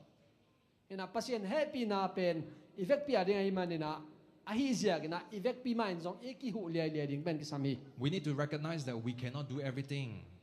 I thei ding bang yam chi le na khe bu eke na se isem thei ke hi. We need to recognize that we are weak. I thei ding a pen athanem dei hi. Okay, maybe for the young one, you think you are strong and immortal because you are in your prime. But, for people of my age and maybe some of us here, we are a bit challenging right now. Hi teng anao pang po khat pen amao le ma hat ki sai na na khe pe hi zo ding ki sa ding ai zong ina ke gol gol ai zong ina ya sia po khat te zong ina alam pai ding be ai zong ina kong khong na in hak san na tam ma ta hi. Because only when we recognize that we need help, otherwise we cannot allow others to help us. Only when we need help and we recognize that we need help, then people can help us. Ina ai te na hu na ikisap lam i thei ke le min zong ong hu thei lo ding hu na inge ding hak san ai zong ina hu na ikisap lam thei leng ben hu na kingen ding min zong hu thei pan ding hi. Likewise, if we recognize that we need help from God, God is ready to help us. Ina ahoi ma thu kha pen bang hiam chi le pasien tung panina hu na ngen leng pen pasien ina ong hu no ma hi. It is also important to recognize that in this writing, Paul did not say you must walk perfectly. Ina to lai sang thawa akilo makitok bang ina nagam tan na dingu chi ong gen na te po ina bang hiam chi le a hi sit sen ina hoi ma mai na nung taun na chi lo hi. We cannot be perfect. So Paul did not say live a life or perfect life or walk perfectly. He did not say that. Ai te ben sian na khat zong bang lo chi bang om the lo hi pon zong sian na khat zong bang lo hoi si sen na nung tao nong chi tuan lo hi. But rather do your best so that you can show that what you are worth of. Ai zong ina na hi thei zau na hoi pen ina hi un toile nang bang chi lam pai bang chi kal son chi ben kilang ding hi. I think by now we should recognize that this letter in Ephesians and also many other letters are addressed or sent to a community, not to individuals. Toy manina hi pori lai khak te pen mi khat len ni a ding a tom chi a ding a kha ke lo na hi pen mi hon khat a ding ina a kha ka hi. Because I trust that he also recognized that individuals will have a lot of struggles. If we were to rely on our own without interacting with others, we will struggle. Paul na zong hi thu pen thek ding uming bang hiam chi le mi khat kit khat mare mi khat ta che ding na amao ai tom hak san na tek nei ding ina anei lam thei ding hi. Which is why he also emphasized the corporate unity, or rather just unity. He emphasized the importance of unity. Toy manina Paul na pen ki Paul khoma mare ki pum khat na chi pen lim gen zo hi. Each person that has weakness, if we were to live on our own, we will struggle. Ai te na ai hak san na tek tuam piakin tua tek ta kar son ni leng pen effect pi na hak sa ding hi yang. But if we compile or combine all, then we have somebody who is good at this, somebody who is good at that. We can all cover our shortcomings. Ai zong ina effect pi na ikigom khoba ikipum khat tak cheng ina por khari hak san na pen por khara ding ina na thupi ko lo mai the por khari hi the long na pen por khari siam na long nei the toy manina ikipor khoba hi tak cheng ina ke lo ching the hi. Let's continue looking at verse 2. He also gave advice how to live together harmoniously. Toy manina tang ni na pai suk dinga poina tora ki por khat na ki pum khat na songa bang chi dan na nung ta ding bang chi dan long sim ten nei ding chi dang gen suki. From the same verse 2, he encouraged, we walk together with all humility and gentleness, with patience, bearing with one another in love. Khat le khat ki na to ai zong ina lung doi na migin na khat le khat ki hu na chi ta nung tak ding gen hi. Let's look at each of these. Ina tua ten amarina en suksin ni. When he mentioned humility, hitanga khat le khat ki hu na chi again tak cheng ina. In a way, how do we live, a life that is worthy of the call before God? How do we live a life that is balanced? koi dan ina nung ta ding hiam pasien de na ta ki to ka mo. Humility, in a way, is the way we approach not just someone but also something. How we approach. Inai tang ki hu na chi again tak cheng na mi khat tunga ivan na chi be lo na khat lim tunga ivan na zong hi. For example, for maybe many of us here today who have already been a member of the church for many years, let me ask this question. Did you find this truth that you claim that you have received it? Did you find it out on your own? Hina hitanga por pi mi ong pai te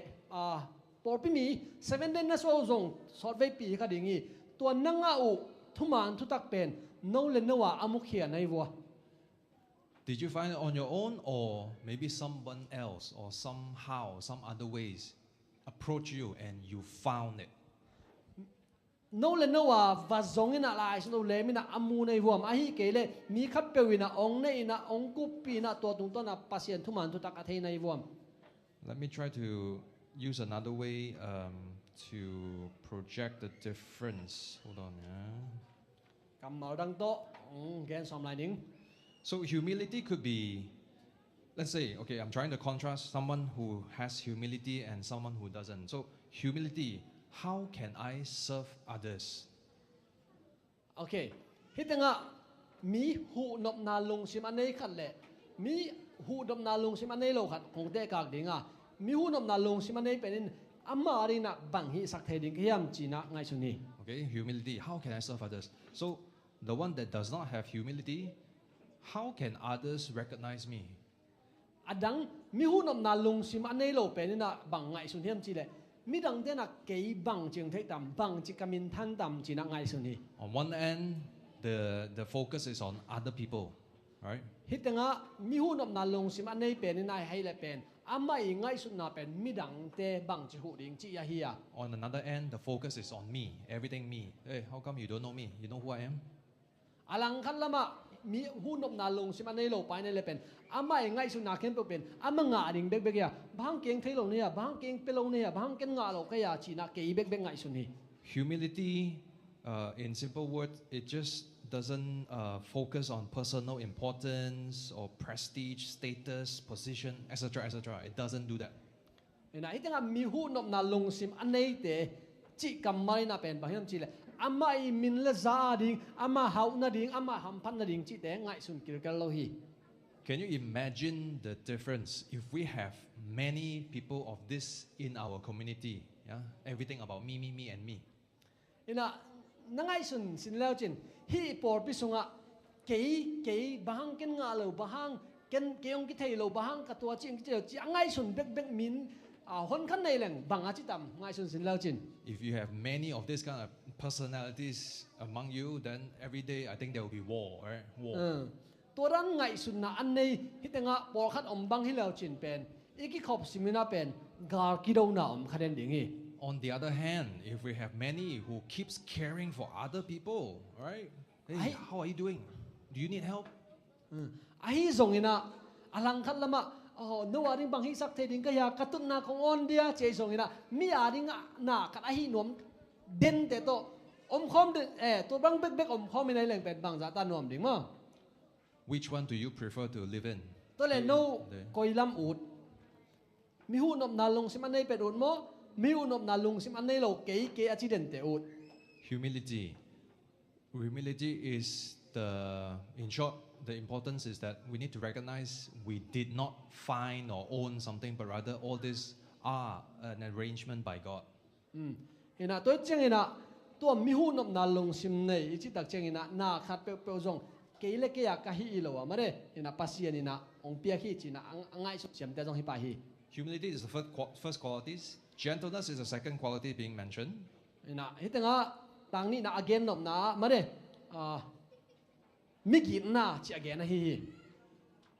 Gentle. How do you know? I mean, how would you describe gentle? Very gentle. Mi gi chi tak cheng ina koi da ni na kia hi again na.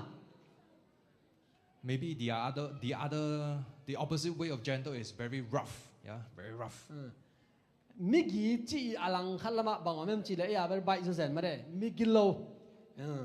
But gentle does not mean weak. Okay? I think it's very important to know that. Migi chi akhen na pen thanem te chi nai lo hi mo. Ina mi khalin ke ong tu mina ken bang matum lo ke migi ta ka om na pen ke ka thanem nai lo hi. Mo migi chi le mi thanem mi zong kha chi pen ki bang lo hi. We can tell from the Bible, from many places in New Testament, Jesus most of the time was gentle. La xiang do sung yet tak cheng in atam zo Jesu pen migima ama hi. Why did I say most of the time? Because there are some times we see Jesus rebuke,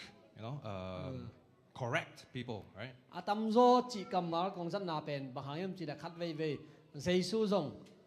na taung chian ngai hi mo. But even though Jesus had to correct people, but he did it in a way that, is like, no, I don't think that's the way, Jesu in zong ama anataung chian chiang na zong ama ki pasang na akam ama kilet sang nai lo ina mite athuir na mare amman ala na ataung chian beki mo.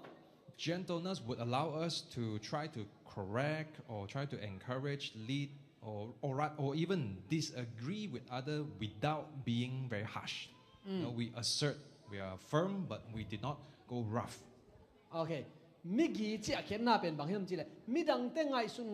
na ki tuak lo te zong a hoi tak mai na ki gen thei nang hi lan man ke chi he pa na hi lo hi mo ina he sa gen se ko lo migi ta ka zong ingai sun na ki bat lo pi te zong na mi te thuir nai zong na mi te na so nai zong na migi ta ke na ki so thei ki gen thei hi. Yeah, something like that. And the third quality is patience. The third quality. So ta poi nang wa kha athum na pen bang hiam chi le lung duai na. Okay, patient generally just means that you have a bigger capacity to wait. You are patient. It just means that you have the capacity to wait for people to grow. Yeah. Ena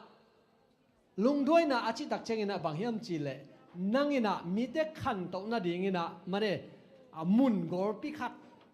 ngak thei na ding mite khan to na ding ngak thei na ding ina mun gor pi khat anei na hi. Anyone came here today by Grab or by bus or by anything else? Grab to ong pai yom he Grab to ong pai ta khon ong lam pak ve bo le. Oh, okay. Those so are what is the longest time that you have to wait for a car to arrive? Grab nanga ko asot pen minute bang za khong ya nong gen thei pa ko dia ngong bo. 10 minutes. They have to wait 10 Very minutes. good. I tried once, don't know, I can't remember where. Normally not many drivers are available, right? So I have to find one after another, then some cancel. The moment when you got cancelled, you got even more frustrated, am I correct? No other minute som parom like ya khat ve so ve pinga kina ong ki cancel lai ong cancel khoi tok cheng ina ki he ma ki thang pai ma mai. Yeah, I think there was once maybe more than 15 minutes. You know you have to wait for 15 minutes, and then the worst thing is the price is not even cheap. Yeah. Man la tam man lai kangak la minute som le ngai lai mo ina ka he song ma. If you know that you have to wait for 15 minutes, what do you do? Minute som le nga khong na nga khak ding tak cheng ina bang khong hi nei bo. I learned this trick. Cancel. Ang gen ngai ke kasin khat mo tua ebook pen cancel ding. Cancel and then book again. Book ki ding. Sometimes you get lucky. Maybe there is another driver just drop off a passenger and then he is nearby. Ikama phat le ige khong driver te na passenger te na khelian ni na ong la pa thei ding ma minute thumang la pa thei ding driver khong ki tok thei.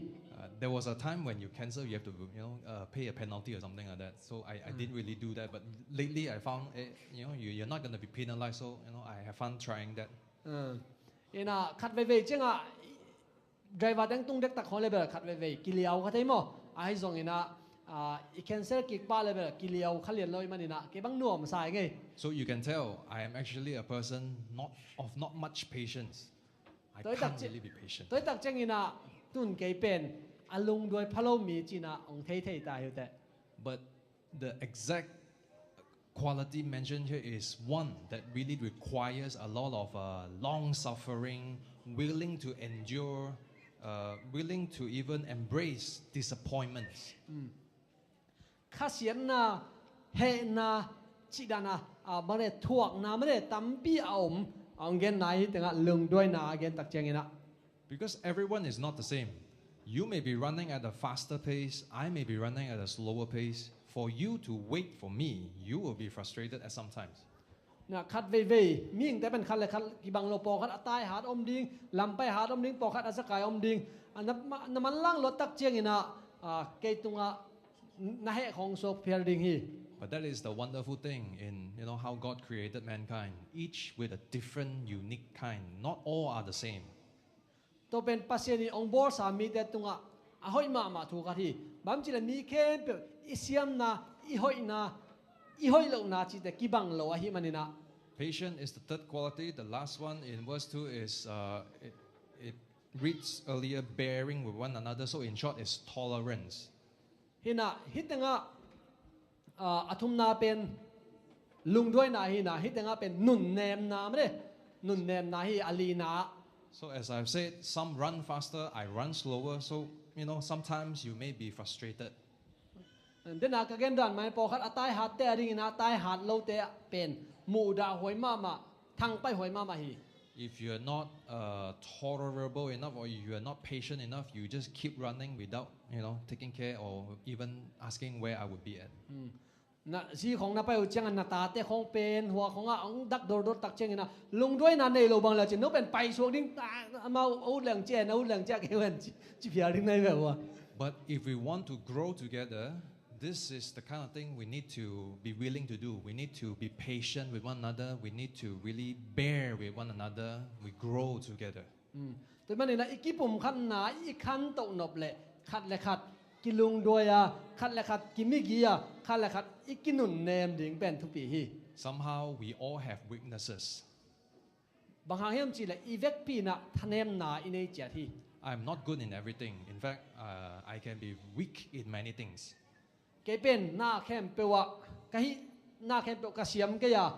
เสียมโลจงตัมปีกันในฮี But if you are willing to embrace me, to accept me, to be a part of you, you will probably have to be, tolerant or bearing with me, for the shortcomings that I have. โน้ตกิปอลคอมดิงน้องเดอุเลเกเป็นเกตุงเป็นน้องมิกิดุโกดิงน้องนุ่นเนมุโกดิงฮี So bearing with one another, in another word, also means that when relationship become tense, we don't just forget it. I don't want to be a friend of yours anymore. กิลุงกิมเหล่านาคัดเปลวกิสินโซสักนาคัดเปลวหอมตักเจียงเงินะนังเล็กเกมันตายจีบังเงินะอมโลดิ่งเฮียง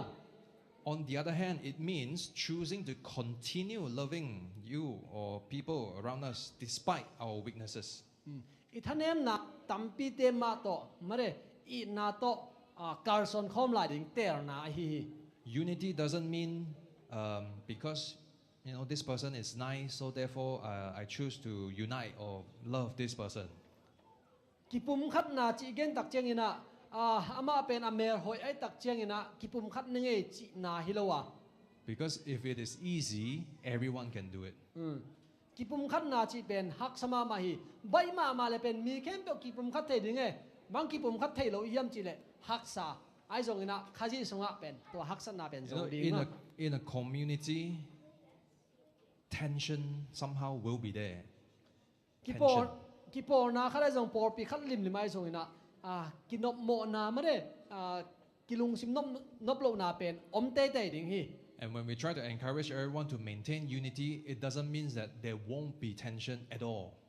อินะคัดและคัดกิปุ่มคัดดิ่งจีอีเกนตักเจียงอินะกิตนาอมโลดิ่งกินยานาอมโลดิ่งจีบังอีเกนไหนโลฮี But rather the call to unity is to embrace that there are differences, that there will be tension, but still we try to embrace and love one another despite all this. That's why we need to bear with one another. ฮิตงะ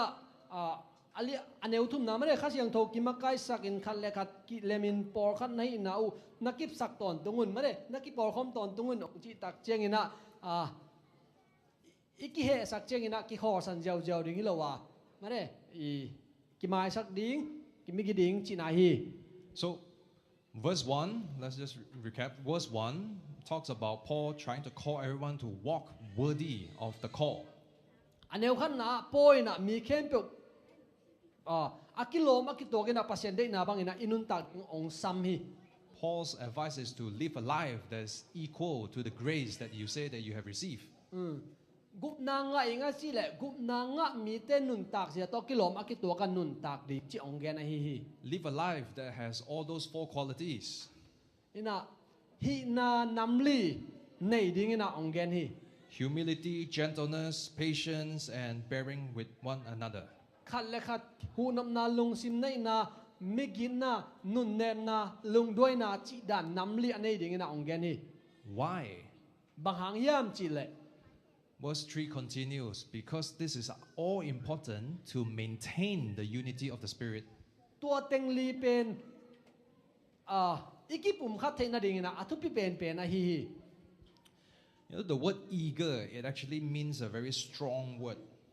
ฮีอีเกอร์จีอาเขียนหน้าเป็นบางย่ำจีเลยฮีกำมาเป็นเข้ามาฮี I want it so bad. Eager.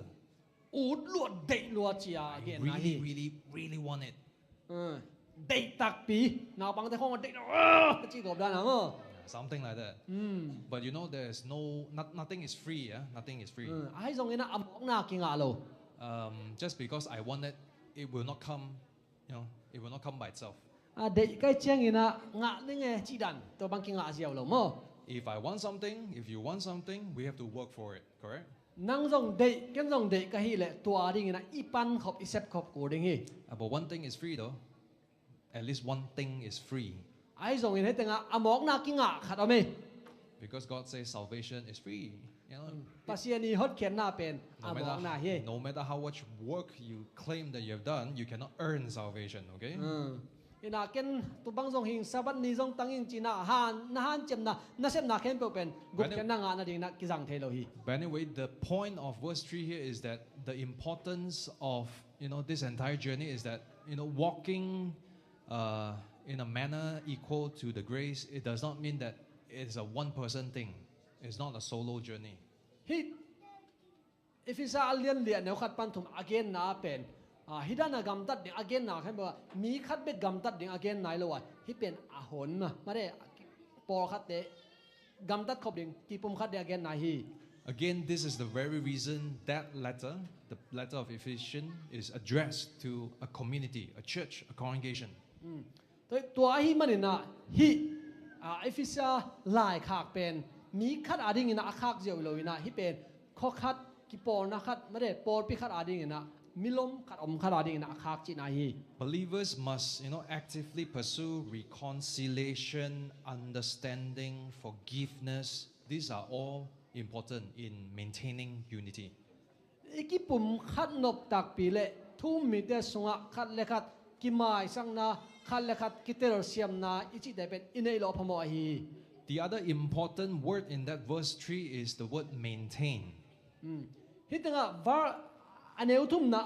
อะทุพิมามากำมาขัดเป็นกิบไปสวงมะเด่นอาจิเป็นทุพิมามาฮีเกมดิ้งอาจิไหนมั้ง The word is maintain, not create. เป็นเกมดิ้งอาจิฮียอินะบอร์ดิ้งอาจิฮิโลฮี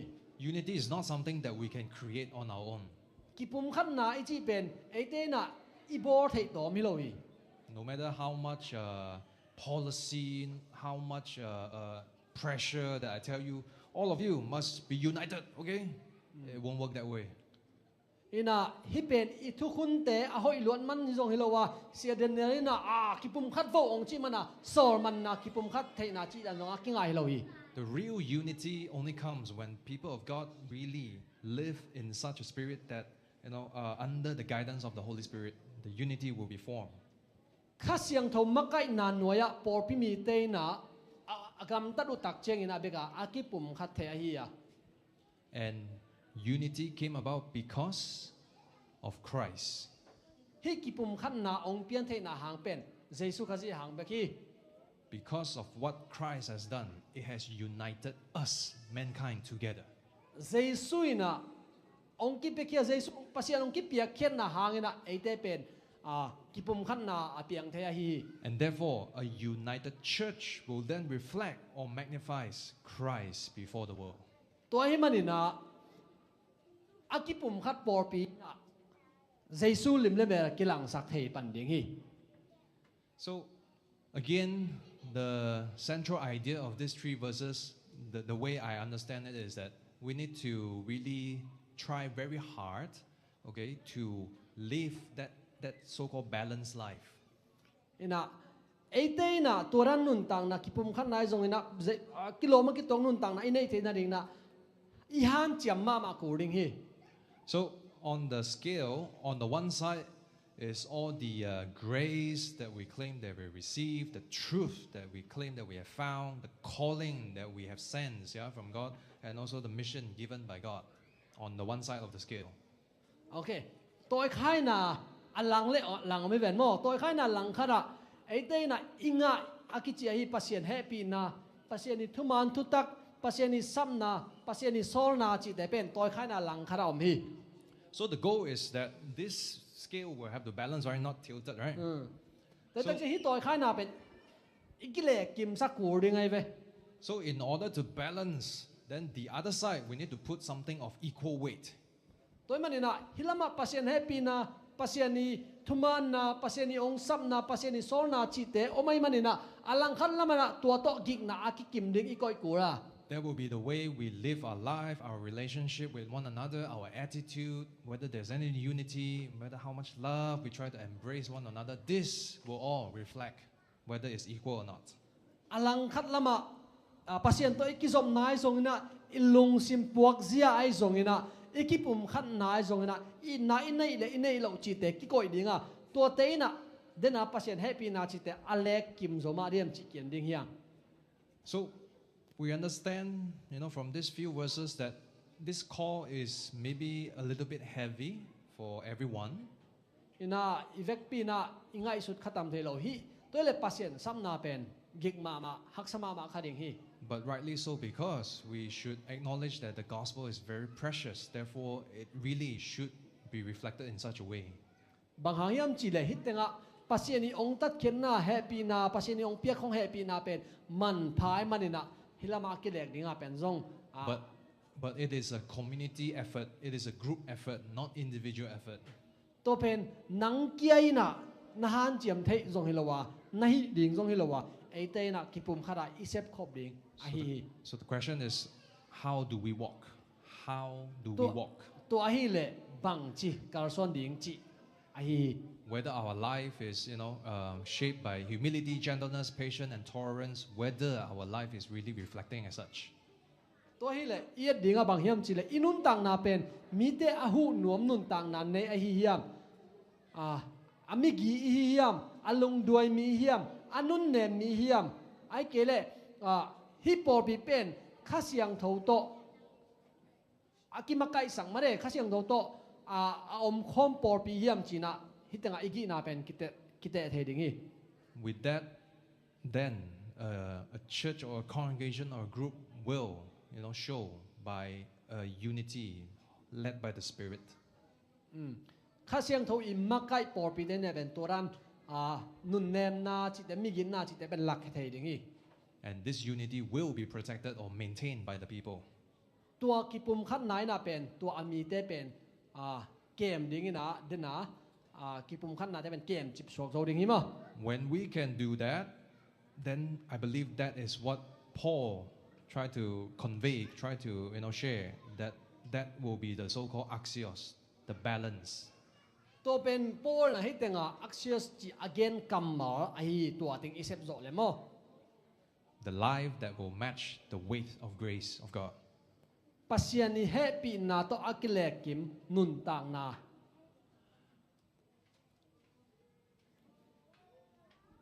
While Paul has given a lot of advice and it sounds good, Paul na thuir na tampi ong biak tak cheng na hoi ma ding takibang. sometimes we may even question, these are all very good, nice picture painted, but can we actually do it? Ina hi Paul ong gen te pen hoi ma hi ai song ina igam ta zo tak pi diam chi nang ai sun khang ina. Well, if we can draw inspiration and motivation from the Bible, then I think we should agree that these are all attainable. We can do it. Ina lai sang do sunga yet te ding khat oma tua tung to ni nai pen o hi pen inga thei ding hi thei ding ma hi china kinga sun thei ding hi. I'd like to show here the example of Abraham. Ina Abraham tang thu tom khat ong gen no ming. But I also like to also mention that there were also Moses. Moses te zong ina. Okay, he had to go through the wilderness and eventually being tasked to lead, okay, the people from getting out from Egypt. Moses bang gamla ka mare se na gamla ka mi pi te makai ding hak sana boy na tam mama ding hi. Then we also have Daniel, Daniel ai zong ina who lived in exile in Babylon. Babylona salina nung tai na. And of course, the early church believers who were persecuted by the very Paul who ends up writing letters. Ina hi Jesu asi khit deu chenga mare thu mi te ki bor se na ki tharina tu te zong ahak san nau tam ma ding hi. All this recording or story represents a journey, a pilgrim, a movement. Hi aki chiam te tang thu khem pe wina pen karson na khat zel tong khat ong lak hi. It all explains how people are walking or journeying through Christ's kingdom while waiting for his return. Jesu ni ve na ong pai ki di anga komui na amau te na bang chi karsona bang haksan na deng thuakem chi na i thei thei. In the case of Abraham, Abraham tang thu ye tak chiang ina. I will try to compare him to what the advisors of Paul give in Ephesians chapter 4 there. Then if is sunga Paul again to Abraham nun tang na to kong te kak ding hi. Abraham did not just get a call, but he walked and he took action. Abraham pen sapna anga chi jang bek to khol loina asap na nga to ki zuina ama pen karson na sem kia hi. God said, get up and go somewhere. Pasianina thawin la pain mun khara china gen jiao hi. The best part is get up and go somewhere where I don't know, just go. Aman pasianina thawin la pain mun khara china gen jiao pa aman okay thau ding mer bai lai ko ya pai ding bang mun a pai ding chi pa man thei lo hi. Don't know where I'm going to, but I just have to go, so he just go. Pasianina pain ong chi tak cheng ina ka pai na ding ka thei long phamo lo ke pai ning chen Abraham pai khia hi. Imagine this is not very simple, yeah. I think Abraham will have a lot of things, a lot of camels, flock, sheep, and everything, house, and servants, a lot of things. Tang thua Isaac tak cheng ina abai ziaw ring to ki bang ina to din muna ayom ding ileng pen hak sama ma ding hi bang ham chi Abraham in pen hitenga nei le la mai zong ina sakor khong to ki do cheng ina kala o khong ai zong ina haw ma khin ding hi. But God said, go. So from somebody who is very important, he become a stranger, a migrant, a pilgrim, living somewhere else, where people don't speak his language, don't do what he does. Pretty much he's a foreigner. Abraham ben ama kwa mitupi mama mo how sa khat ahi hangina tuina pasien pai kia so ahi manina ama athengi lo na gama athe ngelo mi te to refugee ina mare mihak saina ongom kurta hi. Abraham could have said, God, this is my home and I'm old already. This is where I belong. Let me just live my life here. Abraham ina hibang chinom le kinga phia hi. To pa hi kagam kale ka in hiya. Ka kum jong tam ta hi tanga kengom sak larin china ngen lom le nga ding hi. I don't know if Abraham tried negotiating, but we don't see that in the Bible. All we see is God says, go. Abraham ina toranina pasien kyanga dot na hodong tam ngai sun keng ngai gen the keng mo ai zong ina ilai jeng to sunga kichiam te lo hi manina omlo de hi pasien in pain a chi tak cheng in Abraham pai ziaw hi. Deep down, I try to understand. Maybe because Abraham has received something that's far greater than all this material possession that he has, which is the love of God, grace of God. That's why he trusts this God. When this God say go, he just go. Ina ka kalung sim tonga ka ngai surina bang hiam chi le Abraham in pen hi anei lilam amin than na ahi na aza khem pe mai na pasien it na pasien sam na nanga khai manina hiteng khem pe anga ki zo cheng zo pasien sam na anga tak cheng na pai na chi cheng na pai ziaw hi ding hi anei lilam tek ipla non lo hi. Do you have that someone in your life where you can trust him or her so much that when this person says do that and you just do that? Tole noele nanun tang nawa mi khat nanei utam mo ong sol bang bang ong sol bang bang naman thei ding mi nanei una namuan ma mau. Maybe for many of us, it could be our parents. Inule pa jong hi thei ding. Yeah, because when our parents tell us what to do, we basically do that. We cannot say no, right? Inule pa te na khat ong sol khit tak chiang ina. But I trust that. Kini ar thei loi manina thu ki mang thei inule pa jong thei ding ma. But I trust that our parents love us and we know that they love us. Therefore, when they tell us what to do, we do. Bangayam chile inule pa ten ong it ahi manina ama hite hi in hite hi ken ong chi tak cheng ina athu ki mang thei ahi. Likewise, this is how we see Abraham responding to God's call. Tuina Abraham ina pasien tunga bang chidanina dong ki kiam chi enima. And in some parts in Genesis, we also see how Abraham lived out these 4 qualities that we have just seen in Ephesians chapter 4, verse 2. Dena story again mare mihu nop na lung simai zong ina migit na ai zong lung doi na ai zong ina midang te it na to na sep sang na chi te zong ina Abraham in nanei kin kiani. Between him and his nephew Lot, atupa Lot Abraham could have chosen first where he wants to go. Atak taka Abraham in pen awa Jordan kuam teng mun hoi teng pen ter nom la kinga ai zong ina. I hope you remember the story. Yeah, so they are free to choose, right, wherever they want to settle down. So, you know, Abraham, out of the status, out of seniority, he could have gone first. Ama pen ater thei ding ai ve tu te aring na gam hoi na mo ai zong ina man lot khenga na maya pain la na un na dei na pain tu nei ting etige pe na sem te nong tam tai ki pum khatin na ring nang na dei zok lam ten la ke na dei lo zok lam a pai ni ngai china midang te pe masahi. But out of humility, out of love, you know, he let Lot, his nephew, choose first. You go ahead. Choose what you think is best. Atupa Lot pen ade zok ahoi zo ter sang masahi. And when he prioritizes peace over dispute, no, I must have this, I must have that. He prioritizes peace, and therefore he embrace and let Lot choose first, so that, you know, everyone will live harmoniously. Aman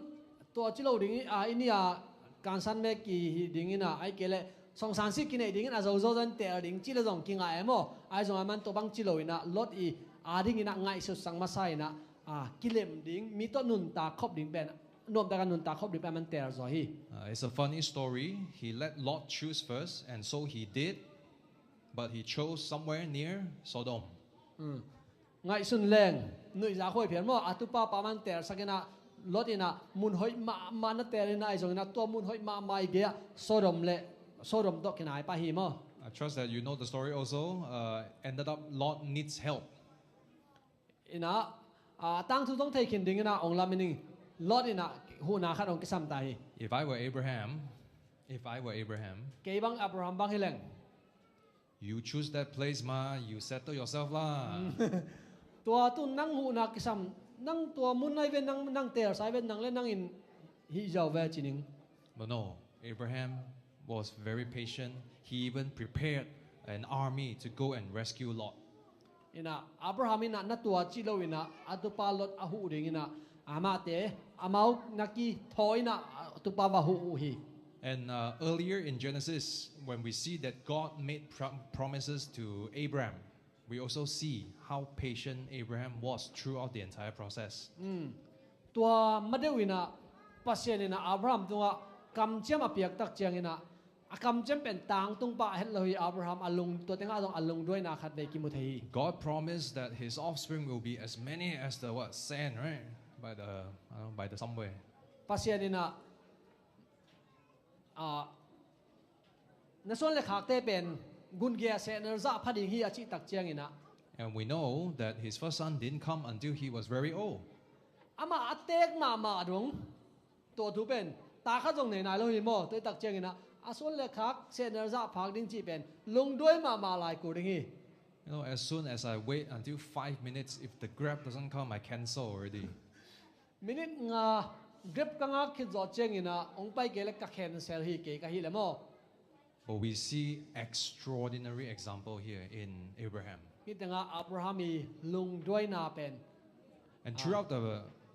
process of dealing with Lot and also in the end trying to intercede, we see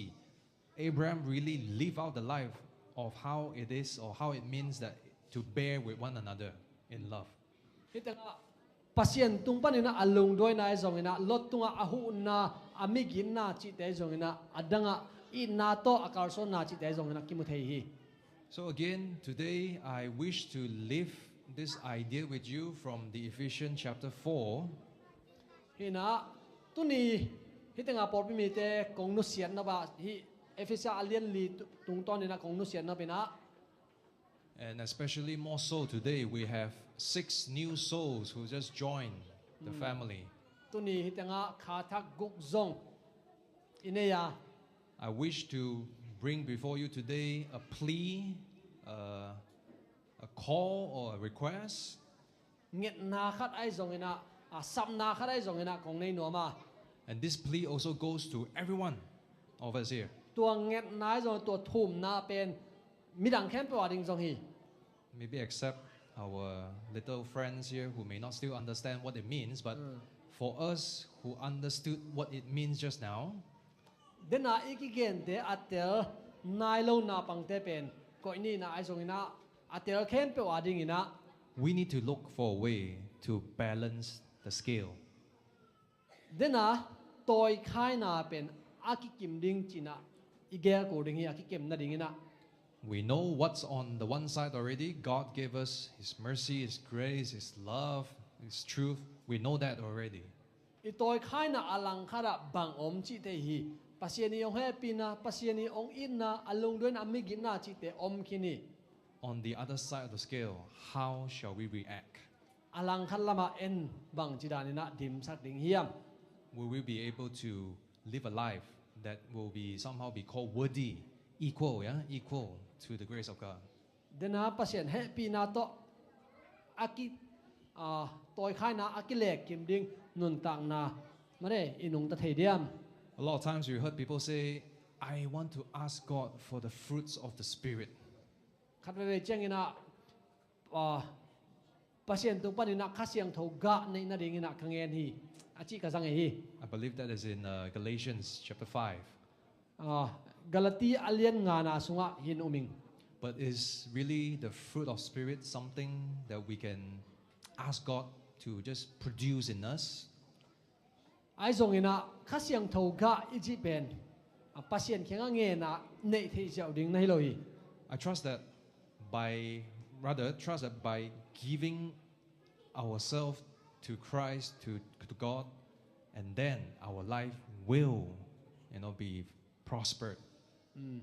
อินุนตังนะไอ้ไม่นุนตังมาปัสยันเขียงเปียอินะตัวตรงต้นนี่นะข้าเสียงทกะแต่เป็นอากาศเทดิ่งที่ปันนี้ If you don't know how to plant a plant, สิ่งโน้บังจะส่วนดิ่งจีนะเทเกลเล่ you end up, killing the plant. สิ่งโน้คัดอัฐัดในเจ้าดิ่งฮี Plant, right? Plant. So, for example, I don't know gardening. I don't know anything of this. If you ask me to grow something out of the pot, I cannot grow. Again, แต่นะบางอินะเกี่ยบังหวนบ่อของเสียมโลกก็เจงอินะปากของส่วนนี้น้องจีแล้วจินกันส่วนเทเราดิ่งฮี Because it requires very diligent care. You need to kill the weed, and then you need to put in some fertilizer. Make sure you have enough water, sunshine, and all. น่าตั้มปีกิสัมมาเด้นิตางมุสักดิ่งเจซงอินะมีออซาเปดิ่งเจซงอินะอะไรเตะเข้าสักละโลดิ่งเจซงอินะตั้มปีกิสัม Some of us may know, but I want to show you. Actually, I want to tell you. Actually, there's another better gardener in Christ. พอคัดเต็มแบบตัวหวนบ่อเสียเทนิวแต่ไอ้ซงอินะเกนอดังคัดองเกนเลยบางทีมันจีเลยข้าซิสงอาหวนบ่อนาฮี Give ourselves to Christ. Let Him grow us. ไอ้อินุนต่างนาเป็นอามาตุงอาเปียนะอามากิปัวสักนะอามาเป็นหวนในป่าสกสักนะอามันองขังโตสักเดงฮี So that our life can grow fruits. ตัวฮิเลเป็นอินุนต่างนาเป็นอากะกะเทพันดิงฮี so that our life will be somehow, be called worthy of this grace. อินะตัวบังฮิเลเป็นอินุนต่างนาเป็นมันในดิงาฮิเฮปินะโตตัวคล้ายเป็นกิเลสเทดิงฮี May this message or this reminder continue to, ring in our mind. ฮิตุเนียกองเกนทูเตนะลุงตังสุงอันนักิงสักเดนุนละ In closing, once again, I leave this question with you. ฮิดอนนะกองนเสียนนมฮี Always remember the advice from Paul is that, he wishes everyone will have that equal opportunity. อินะปอยนะองค์ไว้ข้างหน้าอีเวกปีนะตัวมาเร่น่าจะเป็นเซมคบดิ้งหำพันนาในเฮียง Invitation is for everyone. ตัวสับนาเป็นอีเวกปีดิ้งหินะ It's how we respond to it. เอ็นบังจิดอนดิ้งเฮียม May God bless you. นาเวกปีนะตัวปานทุพังเปียเฮน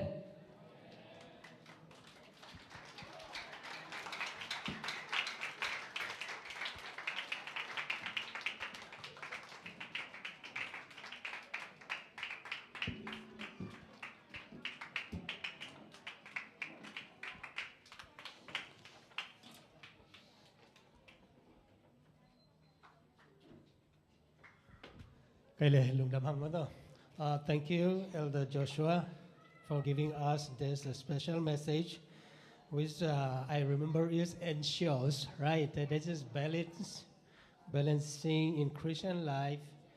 and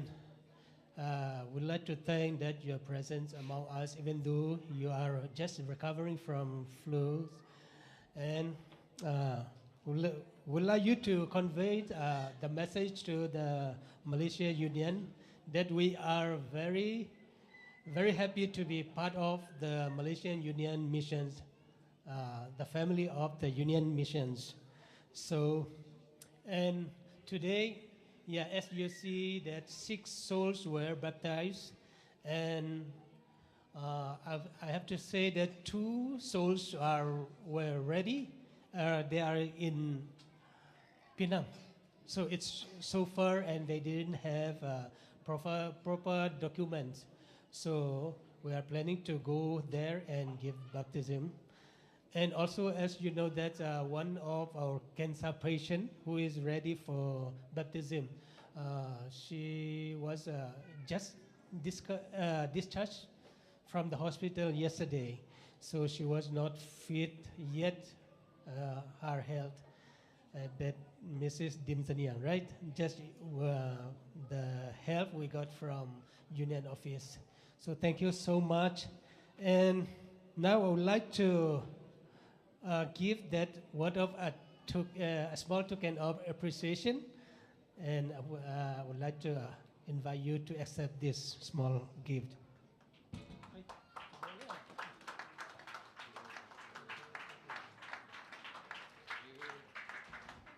ลุงดำไม่เล่มาเต้อีหุ่นเต้สอดดีไงเต้ลุงดำไม่เล่ใช่ไหมเต้ตรงหุ่นอาบกิ่งเนี้ยเล่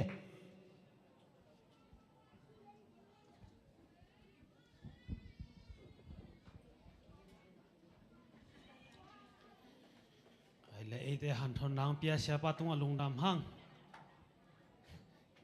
อินหุ่นเต้สอดเปลี่ยนตายใจเงินนักกันจงตัวมินลุงดำโกนนดันนี้เสียปะอินโกขินไอ้เต้ไม่เต้อินแต่พอทำเลยนะไอ้เต้เตลกิมนาดีกินนะกำเล่ต้องเสพสักฮีเสียแกเลียนพิษต้องนักพิตากินลุงดำห้างฮีกำเล่จีเป็นใบเฮลโลอินถ้วยเตล3ห้างอีเกนเขียดดิ้งเต้อีง่ายสุดนาบังโลอินเฮดันกำเล่ต้องเกนเขียดสักเสียแกเลียนพิษต้องลุงดำมาห้างชีนะพอพี่เอาอินนะลุงดำนางโกอิงอินะทุกสักสักนาตัวมงในหนิงอินตุนียสุมพิงจ้าซับสกูลสุมพิเป็นจะทุ่มเลสอมลีDivine Service จะกุกเล่สมเลกียดเห็นสมมาขัดเป็นตูสมเลตูนี่เล่จะกุกเล่สมนี่เล่นี่เล่เพียสมเห็นลุงดำสุมเป็นจะเลสมลีเล่เซนจังเห็นจะขัดเห็นกี่กอมินาตุนียสุมพิงจะเป็นตูสมเลตูทุ่มเล่จะเกลเลสมนี่เล่เพียสมฮีองเฮียมัลกิมขัดเจียดตัวไปนะทุพาตรงดิบกิกสักตาเห็นอินไมเคิลฮุมเซลดิ้งจักสังนาวในสวกนิ่งอินอาสานุยฮุมเซลเป็นอมโลดิ้งมั้ง in maruli hang tua humsel pen mande ni Nigeria ni tang Nigeria ti dinga nu chin vungte in hiding hi in Sri Kuchinga Wednesday ni tang Nigeria ma hidinga pa tuang pi te ina kine hiding hi setapak chang ina Thursday ni Nigeria ni tang Nigeria hi na pasut boy te na kine hiding hi ei om na veng to ke nai pen tek chia ta humsel zong i thei zai na han chai mina pai kim zon na ding han cham chai ni chin hai teng pan thang ki pe nuam hang in Michael pasianin hun phang pia kai hi le Michael sabat ni pen Women Ministry sabat hi na kum khada khat be be ki nei ma to ino te na biak pia nang ma kai ding wa to tenga hunong nei ding pen hunu ong sep sak ding na nu nem ngai lian ina lama kai dina nu san man hodin thungen nung nei sak ding na sema oi lian vung in sum pi han thon na pen nu chin jam mang hi na samon pen sema niang sian mo chi sema ching boi mo in igel na bai na to pai na mani pi cheng in na jang jodi na chirap na thu pha teng pe kim che ta hen en tu ni nai biak piang na te pi chin theina ding ina biak inong pu sa khang no te hi ta le ong ma kai sak sia te akipan biak in lom na ding in na pak te ong suan sak te akipan music ong tum sak te emong theng sak te media lam hi ta le sound system akipan no te tu nga zong tampi lung dam ma hang na gim to na te to pa ong dip ki sa hen la to bek tham noina tui phum na sung ina vai khem pe ong la di kon te akipan di kon este ta le ei te khem pe anong inek di na anu huan sak mi mal kim khat che chini mo in min a kong thelo hangina no i na sem na no i ki pe khen na teng khem pe to pan go sok sak ke hen la na gim na to na sun na bai na te khem pe a tho pha tong dip ki sang nyet ta hen gen khel hom kheram le mo mai na tel siam nang piang la to pa le no mi al kim khat che de nang tel siamun ina ton la di na ZBC je thum som get sa ki chang ina hun nei sia pa ma to lung nam ko na nei hini in i hun te to tang hi sak ni na tun lamakai pa sam to ba ni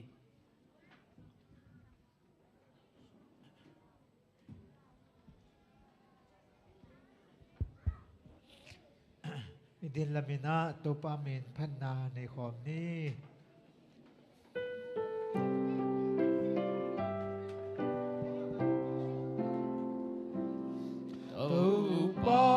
to ton kho min bang bang piang ta le na lam pi kwa mya la ama no zui na gal te nong nei Allah huai hang in Giêsu to ton le te kita đi ôm kê ton khom in hang tầng mai nó đi na tha ho khao sang đi ni si min amma to pai na qua sin na lam ong pi điêu hi to ba to ton kho mi na pai na pe wan Quam ya na lim sunga la mong hiu ding him ama bang in na lam pi hong tang sak dim kêu go gam dong lâu nông na hong swap sak dim ton kho min hang tang mai no dim na tha ho khao sao đi ni si min ama to pai na qua sin na lam ong pi điêu hi to pa to ton kho miêu nang tu to a ke ông tu piang na bang in na gam ta điêu hi ông son na bang in ama tha wang in Giêsu nung na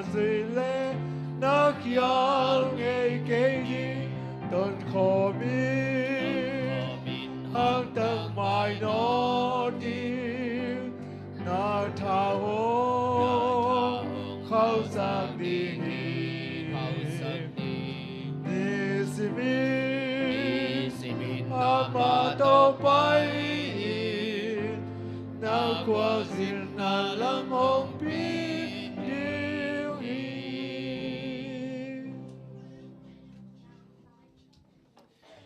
Let's pray together.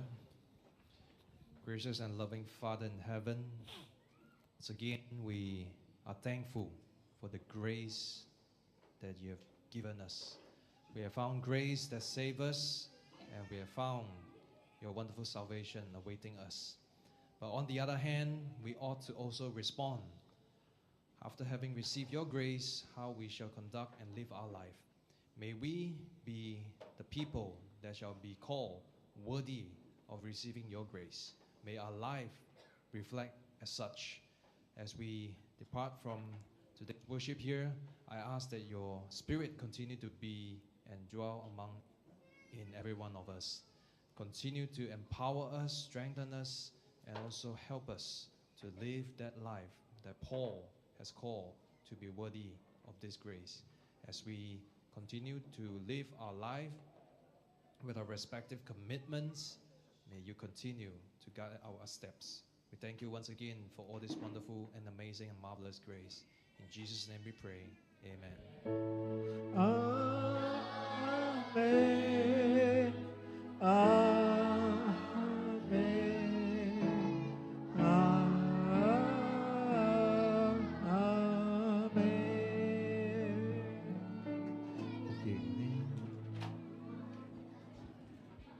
Ana ding tu kan atom no kanong ning ole tau pa long da mungin nang ma hoi na nong musaka tu ni na nang ma I tu pa nong piasa antene ding hiung chidam na ding na tau pa nang ma to kinai na ding na tu pa to sak asem abol te kem pe tau pa man tu pa piasa kan nei lai hun ke pe nong wal zo pi na jesu men to lunam ko ko men kan ka do no tau pa pasian amen kai le an ma de an nek ding hin chin gwai I khan sunga I leng la te por khat nek alem diam amuna ong dia se thang pu tua teng khong alem to na saboi khen pakina mate lemin te mate khang no te nan hi zia pak wo le mate to ta ka ba ba ai zona tu ni pen I hun te mate I hun te nuam takina zo hangina tom asot zongina thuak tan ding emo He special day hina special program ay tema de te kitel siam chen ni mo